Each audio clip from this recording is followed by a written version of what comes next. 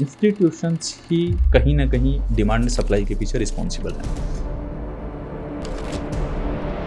जब भी अपन shares by करते हैं, लेट्स सपोज़ 1000 क्वांटिटी बाई करनी है अपने को, तो अपन ने देखा होगा कि वहाँ पर एक बार में बहुत बार क्वांटिटी नहीं आती। क्यों? क्योंकि वहाँ पर उतने सेलर अवेलेबल ही नहीं हैं। पिछले कितने सालों से ये दो कॉन्सेप्ट है, डिमांड और सप्लाई, सबको मालूम है। लेकिन आपका फोकस सिर्फ एक चीज पे रहा, how you look at demand and supply differently compare to other people. हम कहीं न कहीं ये भी मानते हैं कि प्राइस जो है वो अप तभी जाएगी अगर वहाँ पर कुछ न कोई चीज़ पेंडिंग रह गई है तो। क्योंकि अगर पेंडिंग ऑर्डर नहीं रहे, सारे ऑर्डर एग्जीक्यूट हो गए, तो प्राइस के पास में कोई रीज़न ही नहीं है अप जाने का। यही सेम उस मंथली के अंदर ही आपको डेली पर ये एक बहुत शानदार एरिया दिखेगा, जिसमें ये 3 कैंडल वो हैं जो एकदम नैरो रेंज की छोटी कैंडल है, इनकी बॉडी पार्ट बहुत छोटा है, बहुत नैरो है। और उसके बाद का एक्साइटिंग कैंडल देखिए कितनी शानदार तरीके से प्राइस में रैली आती गई। How is your theory different from the normal support and resistance? एक चीज़ और है, सपोर्ट रेजिस्टेंस में कहीं पर भी क्लियर एंट्री एंड एग्जिट नहीं होते हैं। रिस्क मैनेजमेंट की सबसे बड़ी गलती लोग क्या करते हैं? मैं बताऊं सर इसका आंसर आपको। आप इन्वेस्टमेंट को ट्रेडिंग में कन्वर्ट करेंगे या फिर ट्रेडिंग को इन्वेस्टमेंट में कन्वर्ट करेंगे तो डेफिनेटली लॉस होगा, रिस्क मैनेजमेंट बिल्कुल फॉलो नहीं होगा। उस बात का मुझे अफसोस होना ही मेरी सबसे बेकार ट्रेड हो जाएगी।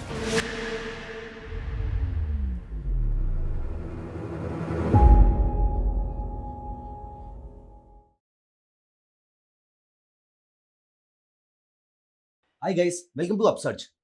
दोस्तों, मेरा शुरू से यह मानना रहा है कि इस दुनिया को, इस देश को और किसी भी इंडस्ट्री को अगर कोई बदल सकता है तो उसकी नींव एक टीचर रखता है। I have met a lot of people. हमने यहां पर इस चैनल पे बहुत सारे पॉडकास्ट किए हैं, मास्टर क्लासेस करी हैं, बहुत सारे ट्रेडर से मिले हैं, बहुत ज्यादा इंप्रेसिव पॉडकास्ट हुए हैं, इसमें कोई डाउट नहीं है। लेकिन आज एक ऐसे पॉडकास्ट पे मैं आपको यहां पर आपसे मिलवाने वाला हूं दो ऐसे शख्स को जिन्होंने, जो ट्रेडिंग करते हैं, there is no doubt about this, बहुत ही बेहतरीन तरीके से ट्रेडिंग करते हैं। लेकिन सबसे पहले वो दिल से, अभी तक ये डिस्कशन होने से जस्ट 5 मिनट पहले जो मेरी डिस्कशन हुई है उनके साथ, मुझे समझ में आया कि वो दिल से टीचर हैं, वो दिल से एक ट्रेनर हैं। बहुत ही कम लोग ऐसे हैं जो स्टॉक मार्केट में दिल से ट्रेनर हैं और साथ में ट्रेडर भी हैं। बहुत सारे लोगों की लाइफ चेंज कर चुके हैं, and I mean these words, बहुत सारे लोगों की लाइफ चेंज कर चुके हैं। And I am very very sure कि जब तक ये पॉडकास्ट, जब तक ये डिस्कशन आज खत्म होगा, आई एम वेरी कॉन्फिडेंट आप मेरी इस बात से 100% 100% अग्री करेंगे। आज मेरे साथ है none other than get together finance community से, जीटीएफ कम्युनिटी से, अरुण जी और Suraj ji. Arun ji thank you so much, Suraj ji thank you so much for joining us today. आपने इतनी दूर से ट्रैवल किया हमारे लिए, हमारे व्यूअर्स के लिए। सबसे पहले दिल से थैंक यू सो मच, और I welcome you on behalf of the entire Upsurge team. I am really very excited towards having this podcast today, and I am very hopeful कि हमें आपके टीचिंग एक्सपीरियंस से बहुत कुछ सीखने को मिलने वाला है। लेकिन आपके ट्रेडिंग के एक्सपीरियंस में मैं बाद में आऊंगा। आपके जो ट्रेडिंग की बातें आपने मुझे अभी बैक द स्टेज डिस्कस करी, वो बहुत ही इंप्रेसिव थी, उसमें मैं बाद में आऊंगा। सबसे पहले मैं आपसे आपकी जर्नी जानना चाहता हूं। बहुत कम लोग हैं जो टीचिंग में, एज इन ट्रेडिंग को दिल से सिखाने में बिलीव करते हैं। आपकी ये ट्रेडिंग की जर्नी पहले शुरू हुई या टीचिंग की शुरू हुई? कैसे अभी तक आप यहां पर पहुंचे हैं? Thank you so much sir for having both of us. We are really excited to be here. So basically पहले हमने ट्रेडिंग से ही जर्नी स्टार्ट करी थी, ट्रेनर तो हम बाद में बने थे। और 2013 के एंड में हम बोल सकते हैं जब हम लोगों ने ट्रेडिंग सीखना स्टार्ट करा था। 13 के एंड में? 13 के एंड के अंदर में 2014 से हमने ट्रेडिंग को थोड़ा सा सीरियसली लिया, और अगली 1 साल में ही हमें समझ में आ गया कि ये चीज़ सीखे बिना हम लोग नहीं कर सकते इस चीज़ के अंदर में। तो फिर उसके बाद में हमने ये डिसाइड किया कि पहले अपन इसको सीखें और उसके बाद ही करें, क्योंकि वो जो 1 साल की जर्नी रही उसमें बस तुक्के ही लग रहे थे। कभी प्रॉफिट आ रहा था, फिर चला भी जा रहा था उस चीज़ के ऊपर में। फिर हम दोनों ने फाइनली डिसाइड किया कि एक बार सीखते हैं और सीख के बाद में ही करेंगे। और जैसा कि एक क्यूरियोसिटी होती है कि ये जो प्राइसेस हैं शेयर्स के, ये अप एंड डाउन जा किस वजह से रही हैं। इसी एक क्वेश्चन के साथ में हमने बस गूगल किया रैंडमली कि why does share price go up and down, और फिर 10 में से 8 वेबसाइट पर हमें एक चीज़ मिली कि it because of demand and supply. और फिर उसके बाद में उसी बस डिमांड एंड सप्लाई को हम इन डेप्थ के अंदर में सीखते चले गए। उन 8 वेबसाइट पे हमने जब पढ़ा तो हमें समझ में आया कि सिर्फ शेयर्स की प्राइस ही नहीं, डेली रूटीन लाइफ के अंदर में भी जो हर एक चीज़ हम लोग देखते हैं, उसकी प्राइसेस अप एंड डाउन जाना वो डिमांड एंड सप्लाई की वजह से ही है। फिर चाहे वो कोविड के अंदर में मास्क, सैनिटाइज़र हो, फिर चाहे हम डेली बेसिस पे जो वेजिटेबल की प्राइसेस वगैरह देखते हैं, ये सब चीज़ें डिमांड सप्लाई की वजह से ही जा रही हैं। जब उन 8-10 वेबसाइट को हमने पढ़ा तो हमें समझ में आ गया कि इस डिमांड एंड सप्लाई को अगर हम डिटेल में सीख लेंगे, तो हमें हमारे सारे आंसर मिल जाएँगे। और उस एक क्वेश्चन को हमने नेक्स्ट 3 टू 4 ईयर तक बस उसी के ऊपर में आंसर ढूँढते गए और सारी चीज़ें डिमांड सप्लाई को इन डेप्थ में हम लोग सीख गए। ओके, ये काम आप दोनों ने साथ में शुरू किया या फिर आपने बाद में ज्वाइन किया, उन्होंने बाद में ज्वाइन किया? दोनों ने साथ में ही स्टार्ट किया था। एक्चुअली हम लोग कॉलेज में मिले थे। अच्छा। मेरा फर्स्ट ईयर था, इनका सेकंड ईयर था। वहाँ कॉलेज में हम लोगों की दोस्ती हुई और साथ में ही हमने स्टॉक मार्केट करना शुरू किया। मैं तो तब 18th में हुआ भी नहीं था, मेरा पैन कार्ड भी नहीं था। इनका ही डीमैट अकाउंट था, उसी से अपन ट्रेड किया करते थे। और ट्रेडिंग भी हमारी कमोडिटी से स्टार्ट हुई है। एमसीएक्स में हमने ट्रेड करना स्टार्ट किया था। वो बड़ा आज के टाइम पे लोग क्रिप्टो से इंट्रोड्यूस होते हैं या फिर डेरिवेटिव से इंट्रोड्यूस होते हैं, उस टाइम पे कमोडिटी से इंट्रोड्यूस होते थे लोग। ये आप 2013-14 की बात कर रहे हैं? 2013-14 की हाँ, बात कर रहे हैं। और उस टाइम पर जो पहला ट्रेड शायद सिल्वर का था। और तो एक सीखने को मिला कि हाँ यार, ट्रेडिंग ऐसे-ऐसे होती है, ऐसे प्राइस ऊपर मैं और ये नीचे कहने ही रहता वाला है। था कि 2011 में सिल्वर की वो रैली आई थी, तब तक सिल्वर बड़ा वो लाइमलाइट में रहता था। और एक बार ऐसा था कि मतलब ये कर डीमैट अकाउंट ओपन करवाते ही जैसे ही ट्रेड करना स्टार्ट किया, सिल्वर किया, फिर उसके बाद क्रूड ऑयल का पता चला, ये क्रूड ऑयल कुछ होता है। उस दिन लकीली वेडनेसडे के दिन इन्वेंट्री आती है क्रूड ऑयल की। वो इतना शानदार स्पाइक आया कि हमारा पैसा डबल हो गया। डबल हो गया। सेम डे डबल हो गया। हमें लगा यार इससे अच्छी कोई चीज़ हो ही नहीं सकती है, तो बहुत शानदार चीज़ है। तो फिर कैलकुलेशन हो जाती है यार, पैसा ऐसा डबल हो रहा है, 10 दिन में इतना, 20 दिन में इतना। हम एक्स्ट्रापोलेट कर लेते जिंदगी भर का, अगले एक साल में बिल्कुल, कितना पैसा बिल्कुल। बनने वाला है। इन्वेंट्री तो फिर नेक्स्ट वेडनेसडे आनी थी। उसमें सारा चला गया। तो ऐसे करके ये जर्नी स्टार्ट की और उसमें हम दोनों स्टार्टिंग से ही साथ रहे। अच्छा। मतलब पहले दिन से ट्रेडिंग में, किसी भी चीज़ में कुछ भी किया, एजुकेशन में किया, स्टार्टिंग से साथ थे। ओके, तो ये आपकी ट्रेडिंग की एक जर्नी स्टार्ट हो गई। जर्नी स्टार्ट हुई। इसमें टीचिंग कहाँ पर इंट्रोड्यूस हुई? टीचिंग सर 2018 में, जब हम ऐसे 13 के एंड में 14 तक करके थक लिए। 15 के बाद में 15 में हमने सोचा कि यार हाँ, अब सीखना पड़ेगा ही, मतलब सीखे बिना चलेगा नहीं। तो जैसा बताया कि भाई कि स्टॉक के प्राइस ऊपर नीचे हो रहे हैं, एक ही सिंपल रीज़न है, डिमांड एंड सप्लाई। उसको एक्सप्लोर किया 3 साल में जब कुछ समझ में आया कि यार हाँ, ऐसा करके ही कुछ हो सकता है और उससे फिर हमें कुछ अच्छे रिजल्ट्स मिलने लगे। तब फिर हमने सोचा यार कि इसको लोगों को बताना चाहिए। तो 2018 में हमने ऑफलाइन क्लासेस स्टार्ट करे। और वो ऑफलाइन क्लासेस भी इतनी ज़्यादा बड़ी नहीं थी, क्योंकि उस टाइम पे उतने ज़्यादा अवेयर नहीं थे लोग। मतलब लोग खुद से भी कन्विंस नहीं थे कि उन्हें स्टॉक मार्केट में काम करना चाहिए या सीखना चाहिए, बट Right. समहाउ लोग पहुंच रहे थे हमारे पास। वहाँ से हमने टीचिंग स्टार्ट करी। फिर 2019 में कोविड से पहले ही हमने ऑनलाइन भी स्टार्ट किया था। और फिर कोविड ने तो सबको बूम दे ही दिया। और वो एक बेस्ट टाइम था हम सब के लिए मार्केट को देखने का, उसके बाद उसकी रैली में, और फिर इतने सारे एग्जाम्पल्स और सेक्टर एंड जनरल लाइफ की चीज़ों का। उस टाइम पे मास्क और सैनिटाइज़र, आज तक हम उसको एक बेस्ट एग्जाम्पल मानते हैं कि भाई कैसे मास्क और सैनिटाइज़र की प्राइसेस इतनी शानदार तरीके से ऊपर चली गई थी कि सॉर्टेड था कि सप्लाई बहुत कम है, डिमांड बहुत ज़्यादा है। और वो चीज़ को रिलेट करके हमने स्टॉक्स में किया। तो 2020 के बाद से फिर और ज़्यादा शानदार तरीके से वो जर्नी कंटिन्यू रही। आपने दोनों ने सेम वर्ड यूज किया, डिमांड एंड सप्लाई। जी। और डिमांड एंड सप्लाई हम सभी लोगों को मालूम है क्या होती है। आपका उसको देखने का तरीका आपको क्या लगता है, कैसे अलग है कंपेयर टू पीपल? मतलब वाई और how, I mean it is very surprising कि आप पिछले कितने सालों से ये दो कॉन्सेप्ट है, डिमांड और सप्लाई, सबको मालूम है, लेकिन आपका फोकस सिर्फ एक चीज पे रहा, how you look at demand and supply differently compare to other people. आपका डिमांड सप्लाई को देखने का तरीका दुनिया से अलग कैसे है? As in why, how you are only looking at demand supply and making money और ट्रेडिंग व्हाटसोएवर। देखिए सिंपल है कि every buyer need a seller, और हर एक सेलर को एक बायर की नीड है उस चीज़ के ऊपर में। जब भी अपन शेयर्स बाई करते हैं, लेट्स सपोज 1000 क्वांटिटी बाई करनी है अपने को, तो अपन ने देखा होगा कि वहाँ पर एक बार में बहुत बार क्वांटिटी नहीं आती। क्यों? क्योंकि वहाँ पर उतने सेलर अवेलेबल ही नहीं है वहाँ पर। तो जितनी क्वांटिटी आ गई पार्सली वो आ गई, और उसके बाद में प्राइस वहाँ से हाइक आ जाती है। तो वहाँ से हमें एक क्लू मिला कि लाइक कि जितने सेलर अवेलेबल है ना, उतनी तो बाइंग हो सकती है, बट हम किसी को फोर्स तो नहीं कर सकते ना कि यहाँ पर मुझे इतनी क्वांटिटी चाहिए ही चाहिए वहाँ पर। एंड उसके बाद में हमने इस पैटर्न को कंटिन्यूसली नोटिस करा कि शायद बिग प्लेयर्स यही चीज़ करते हैं, उनको शायद बड़ी क्वांटिटी के अंदर में बाई करना है, तो उनको वहाँ पर कोई ना कोई सेलर चाहिए। हमने इस चीज़ के अंदर में ये भी देखा कि अब शायद मे बी कि यहाँ पर बिग प्लेयर्स को बाई करना है, तो जो उनको सेलर्स चाहिए, तो वो रैंडमली तो सेलर आएंगे नहीं वहाँ पर, और हर कोई वहाँ पर क्यों सेल करना चाहेगा। बट ऐसा कोई एजेंडा बन जाए, ऐसी कोई न्यूज़ सर्कुलेट हो जाए जिसकी वजह से लोग पैनिक हो, वहाँ पर पैनिक सिचुएशन क्रिएट हो, तो मे बी कि वहाँ पर उनको सेलर मिल जाए।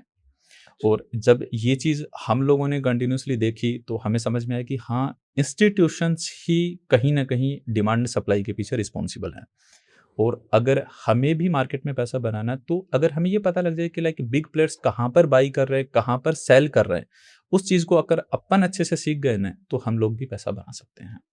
जैसे कि मतलब मेरे को आपकी बात से जो समझ में आया वो ये है कि अगर किसी इंस्टीट्यूशन ने बाय करना है, मान लेते हैं सूरज जी वो इंस्टीट्यूशन है, सूरज जी ने बाय करना है, तो मार्केट में ऐसा पैनिक क्रिएट होगा जहां पर रिटेल पार्टिसिपेंट सेलर बनेगा और इंस्टीट्यूशन बाय करके निकल जाएगा, ऐसा कुछ? नहीं, हर बार ऐसा नहीं कह सकते कि हर बार इंस्टीट्यूशन बस लोगों को पैनिक करे, बट आप एक चीज़ समझिए कि लाइक कि इंस्टीट्यूशन को कहीं पर बल्क के अंदर में बाई करना है। ठीक है। अब वहाँ पर जितनी क्वांटिटी अवेलेबल है सेल के लिए, उतना तो हो जाएंगे। वो एक पर्टिकुलर प्राइस पे नहीं, एक पर्टिकुलर रेंज पे बाई करते हैं। लेट्स सपोज 120 से लेके 125 तक उन लोगों को बाई करना है। ठीक है। अब 120 से लेके 125 के ऊपर में जितने सेलर अवेलेबल थे, उनकी वहाँ पर उतनी क्वांटिटी एग्जीक्यूट हो गई है। अब जो क्वांटिटी रिमेनिंग रह गई है, वो रिमेनिंग ही है, उनको हम बोलते हैं पेंडिंग ऑर्डर्स।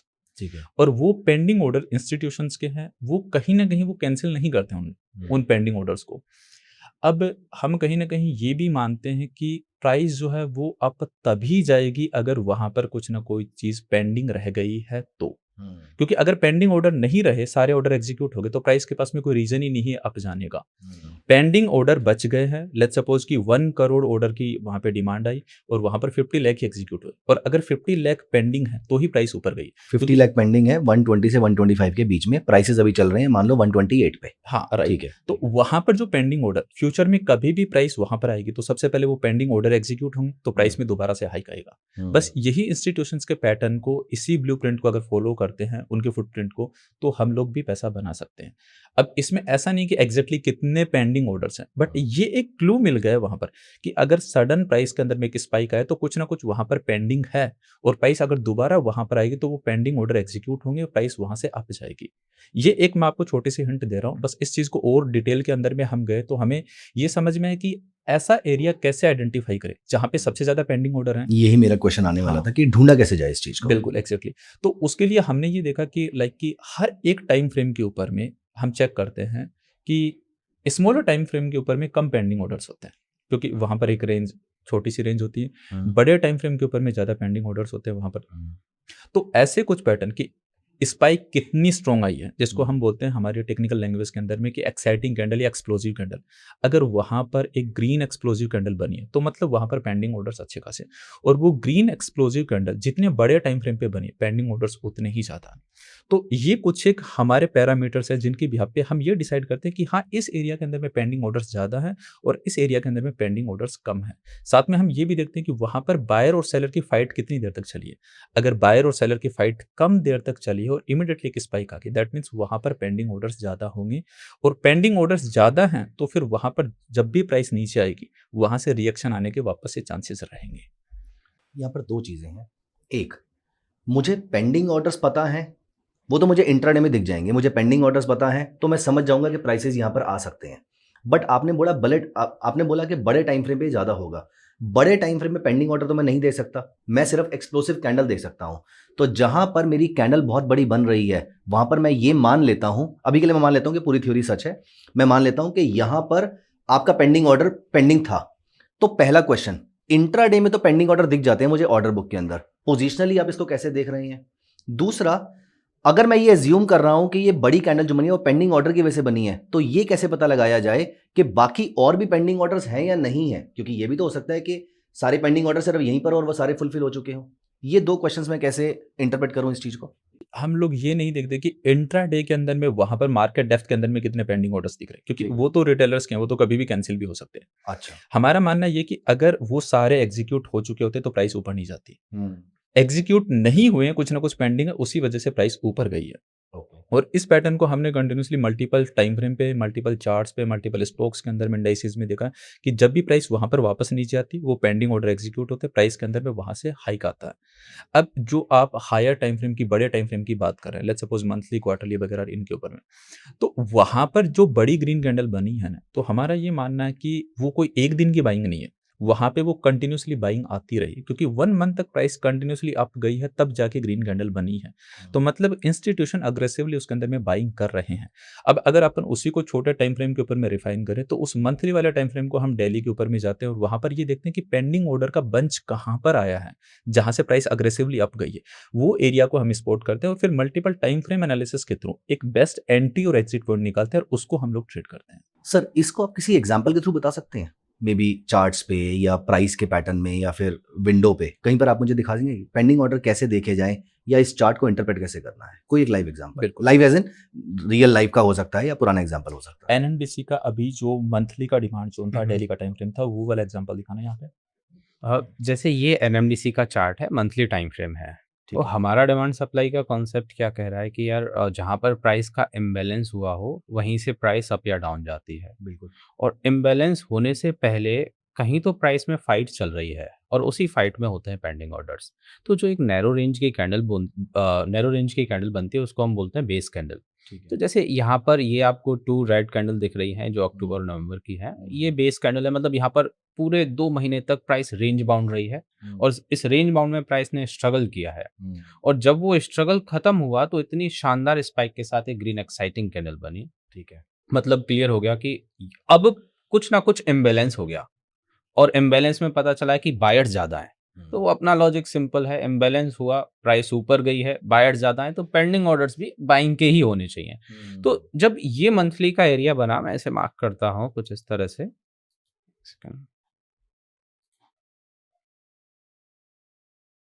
ये मंथली एरिया है, ठीक ठीक है। अब बाद में प्राइस जब इस मंथली के जोन में आई ना, तो देखिए यहाँ से ये रेड कैंडल ने बहुत अच्छी तरीके से प्राइस को ऊपर की तरफ मूव कराया। अब इसको मैं लोअर टाइम फ्रेम पर यदि ब्रेक डाउन करूं, जैसे हम डेली के टाइम फ्रेम पर आते हैं, तो यही सेम उस मंथली के अंदर ही आपको डेली पर ये एक बहुत शानदार एरिया दिखेगा, जिसमें ये 3 कैंडल वो हैं जो एकदम नैरो रेंज की छोटी कैंडल है, इनकी बॉडी पार्ट बहुत छोटा है, बहुत नैरो है। और उसके बाद का एक्साइटिंग कैंडल देखिए कितनी शानदार तरीके से प्राइस में रैली आती गई। तो ऐसे करके लोअर टाइम फ्रेम और हायर टाइम फ्रेम पर जाकर हमने एक बंच पता किया कि यार बायर्स का सबसे अच्छा बंच कहाँ पर है, और वो हमें यही लगा कि यार मंथली वाला एरिया और डेली वाला एरिया कहीं न कहीं कॉमन है। तो ये एरिया में सबसे अच्छी फाइट हुई है। सबसे अच्छी फाइट का मतलब सबसे सबसे अच्छे पेंडिंग ऑर्डर्स। और फिर प्राइस जब भी आई, इसका टाइमिंग है लाइक जैन 23 जैन को, तो यहाँ पर पहुँचते ही प्राइस ने बहुत शानदार स्पाइक दिया। ये वो वाला प्राइस है जो बिल्कुल उसकी बॉटम को टच कर रहा है, जिसकी विक उस बैंड को टच कर रही थी आपकी मंथली चार्ट पे? मंथली के तो जस्ट बॉडी को ही टच करी, मंथली के तो जस्ट अपर रेंज को ही टच किया। हाँ, मैं इसको हॉरिजॉन्टल upper range लाइन, को ही सिर्फ touch किया हाँ, था। Monthly Yes. के तो अपर रेंज को ही। अच्छी बात क्या थी, जैसे ही मंथली का जो पेंडिंग ऑर्डर का स्टार्टिंग एरिया था ना, वहीं पर डेली पर मेरे पास ये एक शानदार फॉर्मेशन था। तो मतलब प्राइस मंथली और डेली के एक सेम रेंज में प्राइस पहुंची है कि ये पर्टिकुलर प्राइस थी 76, तो वो मंथली का भी बाइंग एरिया है और डेली का भी बाइंग एरिया है। वहां पर पहुंची और वहां के बाद फिर इसने अच्छा अप मूव दिया और 88 के आसपास प्राइस पहुंचे।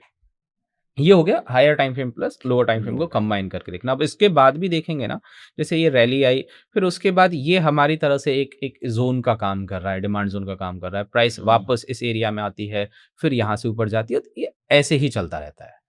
मतलब यहाँ पर हमने एग्जैक्टली वही किया जो मैंने आपको बताया ना कि मंथली के टाइम फ्रेम पे ग्रीन कैंडल बनी है, मतलब पूरे मंथ कंटिन्यूसली बाइंग आई है। अब हमने वो पता किया कि उस मंथ के अंदर में सबसे ज्यादा बाइंग किस एरिया के अंदर में आई है, वो हमने स्मॉलर टाइम फ्रेम पे जाकर रिफाइन करा डेली के ऊपर में। डेली पे हमें एग्जैक्टली वो डिमांड जोन मिल गया जहाँ पे सबसे ज्यादा पेंडिंग ऑर्डर है, जहाँ से सबसे ज्यादा इम्बैलेंस आए, हमने उसको मार्क करा along with the monthly demand zone. तो मतलब मंथली का डिमांड जोन है और उस मंथली के डिमांड जोन को रिफाइन करते हुए डेली का डिमांड जोन मार्क करा है। वहां पर हम एंट्री स्टॉप लॉस लगाते हैं, वहां पर प्राइस आई, एंट्री लाइन को टच किया और फिर वहां से शूट अप हो गई। अब ये जोन जितना ज्यादा अच्छा होगा ना, रिकवरी उतनी ही स्ट्रॉन्ग आएगी। और उसके लिए मैंने आपको बताया ना कि जोन अच्छा कैसे होगा, उसको कैसे आइडेंटिफाई करें कि ग्रीन एक्साइटिंग कैंडल कितनी पावरफुल बनी है। कितना नम गैप है बायर और सेलर के बीच का, हाँ, मतलब या ग्री ओपन क्लोज का? ओपनिंग एंड हाँ, क्लोजिंग का बिल्कुल। कितना अच्छा गैप है? ओपनिंग एंड क्लोज का जितना ज़्यादा अच्छा गैप है तो मतलब वहाँ पर बाइंग अग्रेसिवली आई है, और साथ के अंदर में नंबर ऑफ बेस कैंडल कम है तो मतलब पेंडिंग ऑर्डर्स वहाँ पर ज़्यादा, और पेंडिंग ऑर्डर्स जितने ज़्यादा उतना ही स्ट्रॉन्ग रिकवरी आने के चांसेस हैं। ऐसा नहीं कि ये एरिया कभी टूटते नहीं हैं, बट गेम तो पूरा प्रोबेबिलिटी का है, तो एटलीस्ट ऐसी प्रोबेबिलिटी को हम लोग खेलें कि जहाँ पर हमारे विन विन सिचुएशन के चांसेस ज़्यादा हों। तो अगर आपने एक अच्छा स्ट्रॉन्ग डिमांड जोन आइडेंटिफाई कर लिया तो फिर ये मान के चलिए कि 80% केसेस में उसके टूटने के चांसेस कम ही रहेंगे। बट हाँ, again we cannot stop anybody from buying and selling. हम ये हर क्लासेस के अंदर में ये चीज़ बोलते हैं, क्योंकि जिसका जब मन करेगा वो उतनी बाइंग करेगा, जिसका जितना मन करेगा उतनी सेलिंग करेगा। यहीं पर इसी एरिया के ऊपर में अगर किसी ने बल्क के अंदर में सेलिंग करी तो ये एरिया टूट भी सकता है। बट अगेन वही बात है कि जो जहाँ पर एक अच्छे खासे पेंडिंग ऑर्डर, हर बार वहाँ पर कोई इतनी स्ट्रॉन्ग सेलिंग क्यों करेगा? जब वहाँ पर दिख रहा है क्लियरली इंस्टीट्यूशंस के यहाँ पर पेंडिंग ऑर्डर, तो मे बी कि वहाँ पर लोग बाइंग ही ज़्यादा करेंगे। तो ये चीज़ें चलने के चांसेस उतने ही ज़्यादा बढ़ जाते हैं। तो गोल यही है कि एक अच्छा स्ट्रॉन्ग वो एरिया निकालें जिसमें पेंडिंग ऑर्डर ज़्यादा से ज़्यादा हो और उसके टूटने के चांसेस कम से कम हो। वो अगर आपने ढूँढ लिया तो फिर ट्रेडिंग के अंदर में 70-80% प्रोबेबिलिटी 2:1 के साथ में आप प्ले करते हैं तो आपको एक अच्छी विन रेट मिल जाती है। बस इसी प्रोसेस को फॉलो करना है। अगर आपको सिस्टमैटिकली इसको फॉलो कर दें तो फिर पैसा बन जाता है ट्रेडिंग के अंदर में। गाइस, मैं आपको ये बात बता दूं कि आज अरुण जी और सूरज जी जितने भी स्टॉक्स के नाम ले रहे हैं, दे आर नॉट और they should not be seen as a recommendation to buy और sell, not even to trade. हम सिर्फ एजुकेशनल पॉइंट ऑफ व्यू से कुछ शेयर्स के नाम यहां पर ले रहे हैं आपके लिए, सो दैट आपको एग्जांपल अच्छे से समझ में आ जाए। आप जिस मर्जी स्टॉक के अंदर सेम कॉन्सेप्ट को अप्लाई कीजिए, और एक बार नहीं, कम से कम 100 बार, 200 बार, 300 बार अप्लाई कीजिए। मेरा अगला क्वेश्चन भी वैसे यही होने वाला है कि वो पूरी स्कैनिंग कैसे करते हैं, बट उस पर अभी हम आएंगे। लेकिन सबसे पहला आपका डिस्क्लेमर यही है आपके लिए कि इन शेयर्स को प्लीज रिकमेंडेशन टू ट्रेड भी मत समझिएगा। फॉरगेट अबाउट इन्वेस्टिंग और नॉट इन्वेस्टिंग, ये सिर्फ सीखने के पॉइंट ऑफ व्यू से रखिएगा अपने पास। सूरज जी प्लीज। जैसे रिसेंटली अभी जो भी ईरान और यूएस के क्राइसिस चल रहा है, मार्केट काफ़ी पैनिक हुआ, नीचे आया। तो इसमें एलएनटी काफ़ी अच्छा ऑल टाइम हाई के बाद 4400 के बाद काफ़ी अच्छा नीचे आया था। ठीक है, और ये जहाँ पर नीचे आया, ये मैंने एलएनटी का वीकली का टाइम फ्रेम ओपन कर रखा है। ठीक है। अब जैसे थोड़ी देर पहले जिस एग्जांपल में हमने बात करी, एग्जैक्टली वैसा ही ये सेम एरिया है। इसको हम बोल रहे हैं वीकली का डिमांड जोन, ये वाला एरिया। इसको हम डिमांड जोन इसलिए बोल रहे हैं क्योंकि यहाँ पर मार्केट थोड़ी सी बड़ी बड़ी कैंडल्स के बाद साइडवेज हो गई और उसके बाद मुझे एक एक्साइटिंग कैंडल मिली कि एक फॉर्मेशन नैरो रेंज का चला, देन उसके बाद एक्साइटिंग कैंडल इतनी शानदार थी, देखिए इसने इसको बहुत ऑल अच्छी टाइम follow- हाई पे पहुंचा, बहुत मतलब अच्छी एक follow तरह कर से दी, इस yes। वाली रेंज को भी ब्रेक कर दिया था इसने। यस तो यस अब हम ये मानकर चले यार, यहाँ पर कुछ ना कुछ तो था, पेंडिंग ऑर्डर से। अब जैसे ही प्राइस, अब मैं लोअर टाइम फ्रेम पर जा रहा हूँ, जैसे ही प्राइस इस रेंज पर आती है, इस रेंज पर आई है, तो ये देखिए सेम डे कितनी शानदार रिकवरी थी, कितनी शानदार रिकवरी। और कल के दिन तो 5% एलएनटी अब भी हो गया था।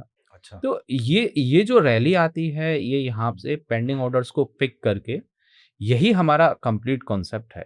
बट इसमें कुछ एक बातें जो अपन को बहुत ज़्यादा ध्यान रखनी है, वो ये है कि प्राइस आ किस तरह से रही है। यदि प्राइस बहुत ही अग्रेसिवली आ रही है ना, तो हम लोअर टाइम फ्रेम प्ले कर ही नहीं सकते। जाहिर सी बात है, लोअर टाइम फ्रेम पर कम पेंडिंग ऑर्डर, क्योंकि वहाँ एक दिन की ही बाइंग सेलिंग है। हायर टाइम फ्रेम पर ज़्यादा पेंडिंग ऑर्डर, क्योंकि वहाँ पर मल्टीपल डेज की बाइंग सेलिंग है। राइट। तो यदि प्राइस में अग्रेसिव सेलिंग आ रही है और मैं किसी छोटे टाइम फ्रेम की जोन की बात करूंगा, तो वो आसानी से ब्रेक हो जाएगा। वही बात कि we can't stop anyone from buying and selling. तो अग्रेसिवली वो सेलिंग आएगी तो लोअर एरिया ब्रेक भी हो सकता है। बट अग्रेसिव सेलिंग को रोकने के लिए हायर टाइम फ्रेम काम कर जाता है, क्योंकि हायर टाइम फ्रेम में पेंडिंग ऑर्डर्स भी ज्यादा है, वहां पर बायर इंस्टीट्यूशंस का ज्यादा टाइम तक इंटरेस्ट बना रहा था।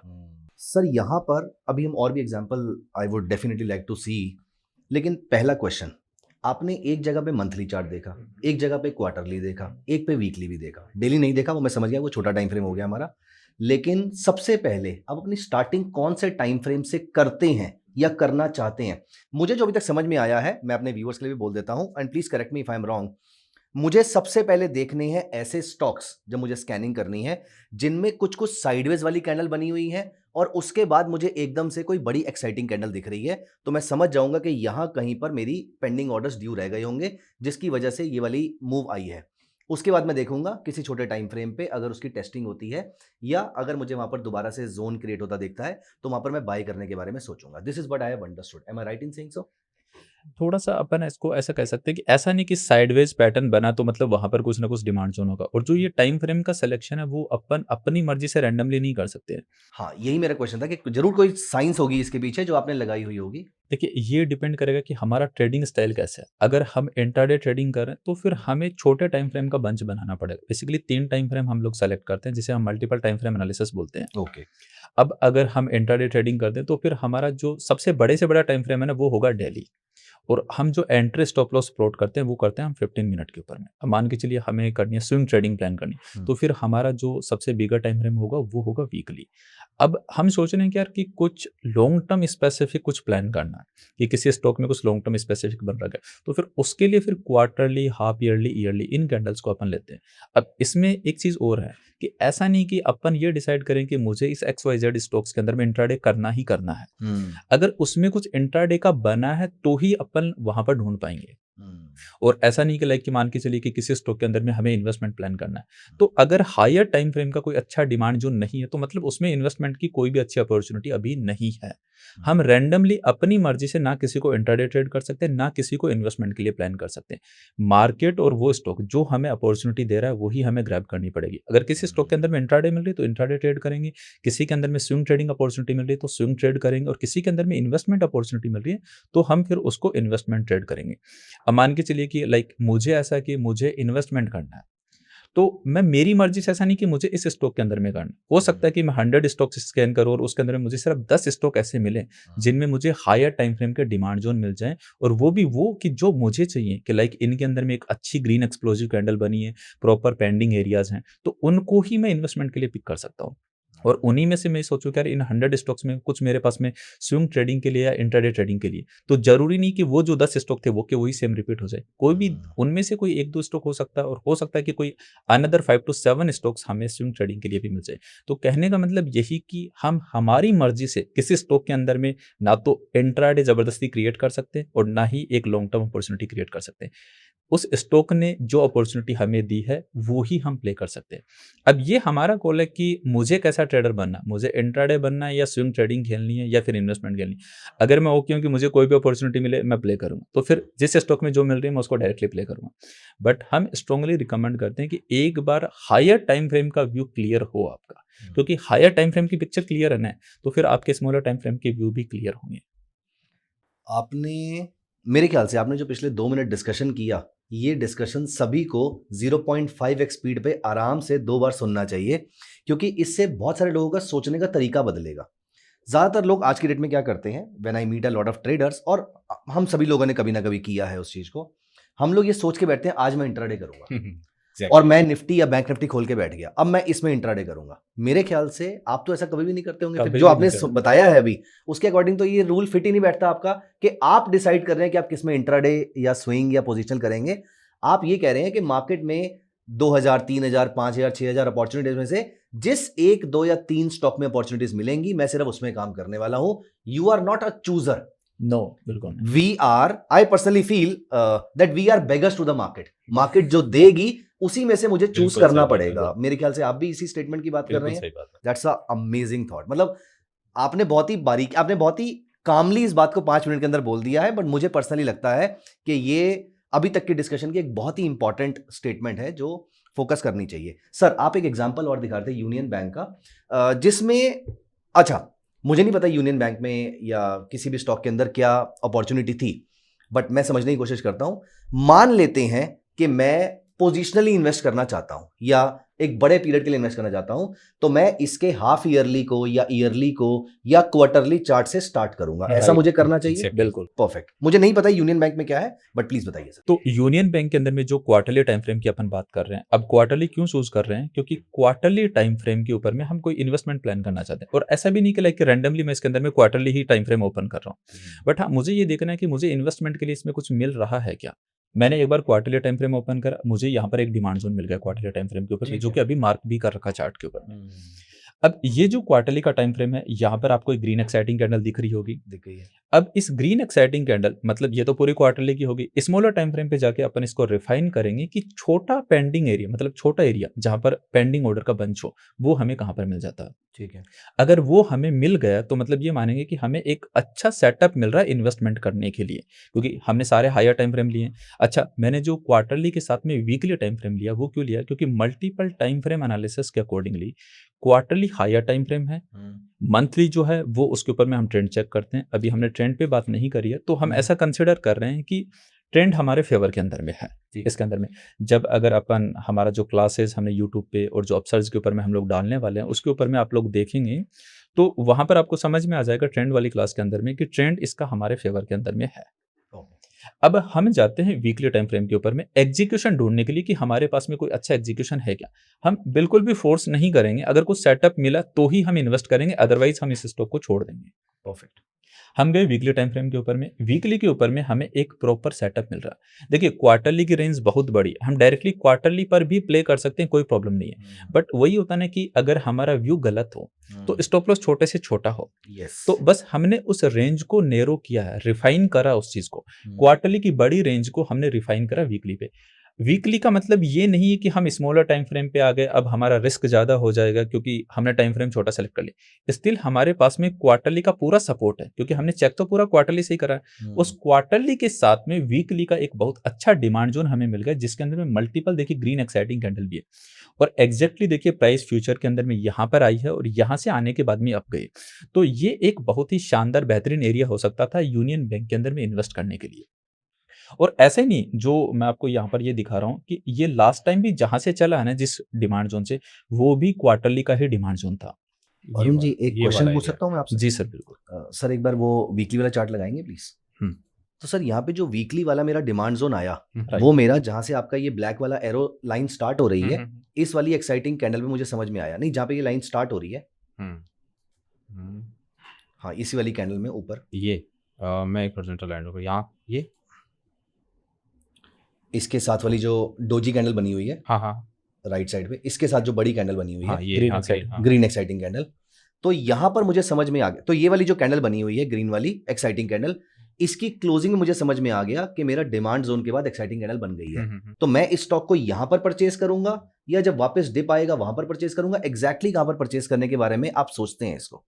जब प्राइस वापस से उस एरिया के अंदर में आएगी तब हम परचेज करेंगे, क्योंकि देखिए पहले ग्रीन कैंडल बनी है, हमें पहले तो पता ही नहीं कि यहाँ पर ग्रीन कैंडल बनने वाली है। हम कैसे आइडेंटिफाई कर सकते हैं कि कोई बड़े प्लेयर कहाँ पर बाई करने वाले हैं? तो जो पहली वीकली में ग्रीन कैंडल एक्साइटिंग कैंडल बन गई, उसके बाद मैं कुछ नहीं कर रहा। फिर जब ये घूम के सितंबर के आसपास जब ये वापस आया है इस रेंज पे, यहां से सपोर्ट लेकर जब ये वापस ऊपर जा रहा है, तो मैं इसको परचेज करूंगा। एग्जैक्टली यहाँ पर तो बड़े प्लेयर्स ने हमें क्लू दिया है कि यहाँ पर कुछ ना कुछ पेंडिंग हमने छोड़ा है। ओ, मुझे आपका वो स्टेटमेंट याद आ गया जो आपने स्टार्टिंग में बोला था कि पेंडिंग ऑर्डर ड्यू रह जाते हैं, वो कभी ना कभी जब फिल होने के लिए वापस आएंगे, वहां पर हमें एंट्री करनी है। नाउ आई ये गॉट दैट। प्राइस जो है यहाँ से कंटिन्यूसली ग्रीन कैंडल से अप गए ना, ये ऊपर ही नहीं जाती अगर पेंडिंग ऑर्डर नहीं होते तो, क्योंकि जितनी डिमांड आई उतनी सप्लाई आ जाती, तो फिर प्राइस वहीं पर रेंज बाउंड रहती, शायद अनदर बेस कैंडल हमारे पास में बनती। लेकिन कंटिन्यूसली ऊपर गई तो मतलब अग्रेसिवली बाइंग आई है। उस क्वार्टरली को बस हमने रिफाइन करा कि वो एरिया कौन सा जहां पर ये अग्रेसिवली बाइंग स्टार्ट हुई, वो वीकली पर हमने क्लियरली स्पॉट कर लिया कि यहाँ से ग्रीन ग्रीन एक्साइटिंग कैंडल बनने लगे। उस एरिया को हमने as a demand zone mark करा और वहां पर best entry and exit plan करें, और इन्वेस्टमेंट के लिए हमें एक बेहतरीन अपॉर्चुनिटी यूनियन बैंक के अंदर में मिली। ओके, अब यहां पर एक क्वेश्चन है मेरा, वैसे तो मुझे पता है लेकिन still, how much confident are you कि मार्केट इतने लंबे पीरियड के बाद घूम के वापस आएगी?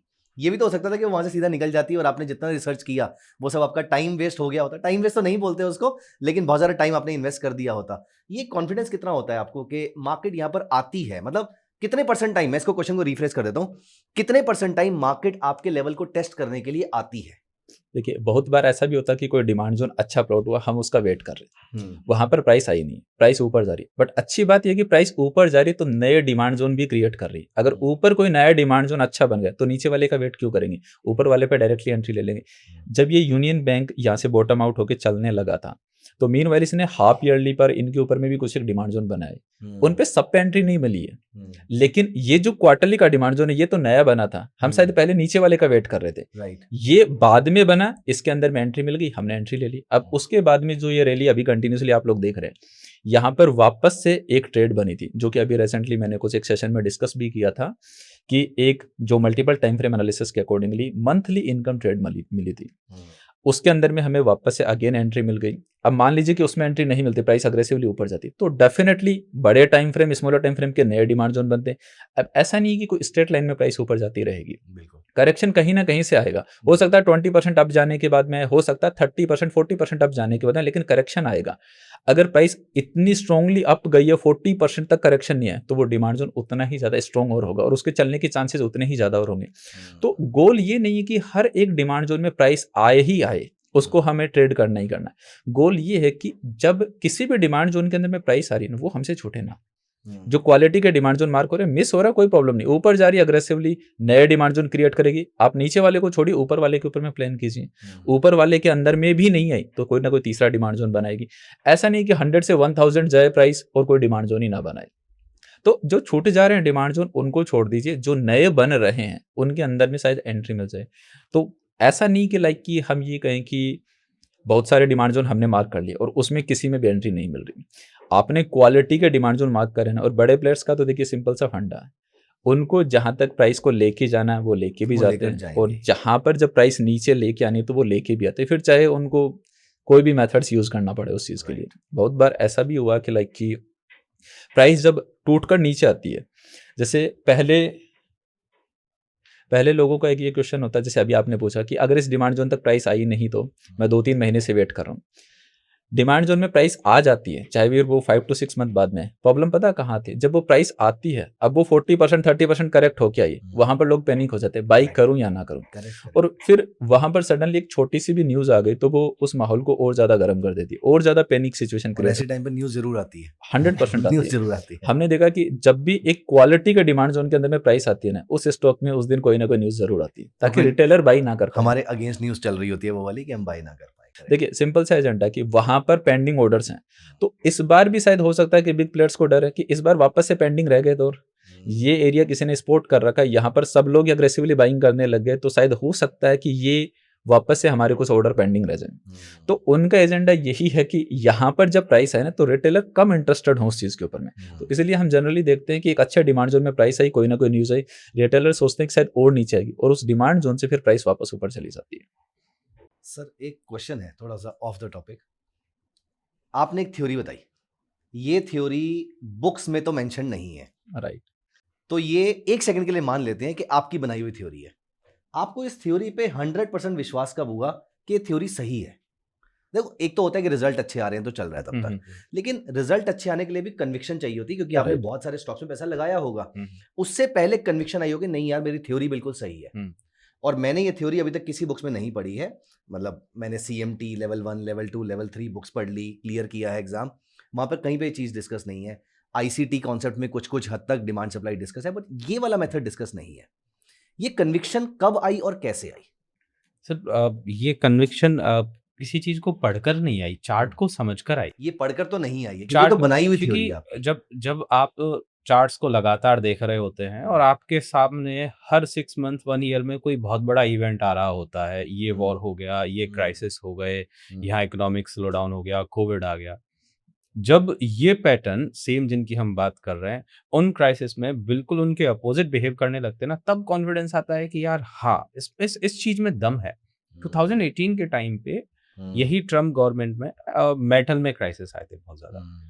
वो टाइम ऐसा था जब यूएस और चाइना ट्रेड वॉर चल रहा था, जैसे अभी हो गया टैरिफ वॉर, वो था ट्रेड वॉर नाम दिया था उसको। वो ट्रेड वॉर के टाइम पे मेटल सेक्टर बहुत शानदार तरीके से डाउन था, और जहां से भी मेटल के शेयर्स चले वो सब के सब इसी तरह के डिमांड जोन से चले, और वो सब कुछ हमारे रिकमेंडेड थे, हमारे एक चैनल्स पर, प्राइवेट चैनल्स पर, पब्लिक चैनल्स पर, वो सब कुछ हमने बताया हुआ था कि यार मेटल खरीदो, आराम से बिंदास चलेगा।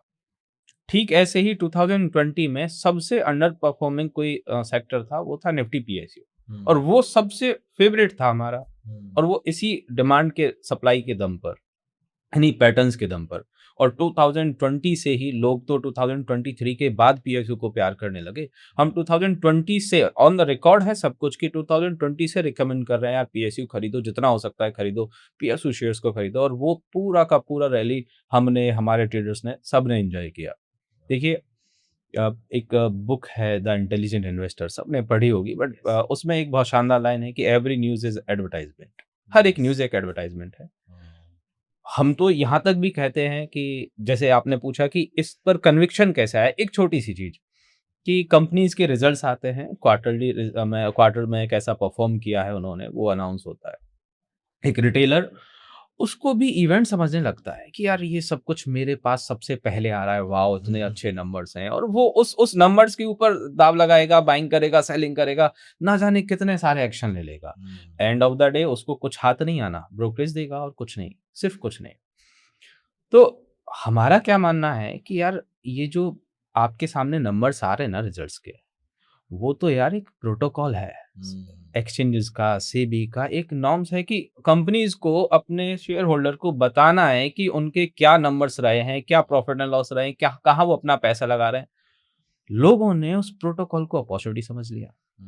आप सब लोग इस बात को, जो थोड़ा अवेयरनेस के साथ मार्केट में रहते हैं, कंपनी के रिजल्ट बहुत अच्छे हैं बट स्टॉक नीचे आ जाता है।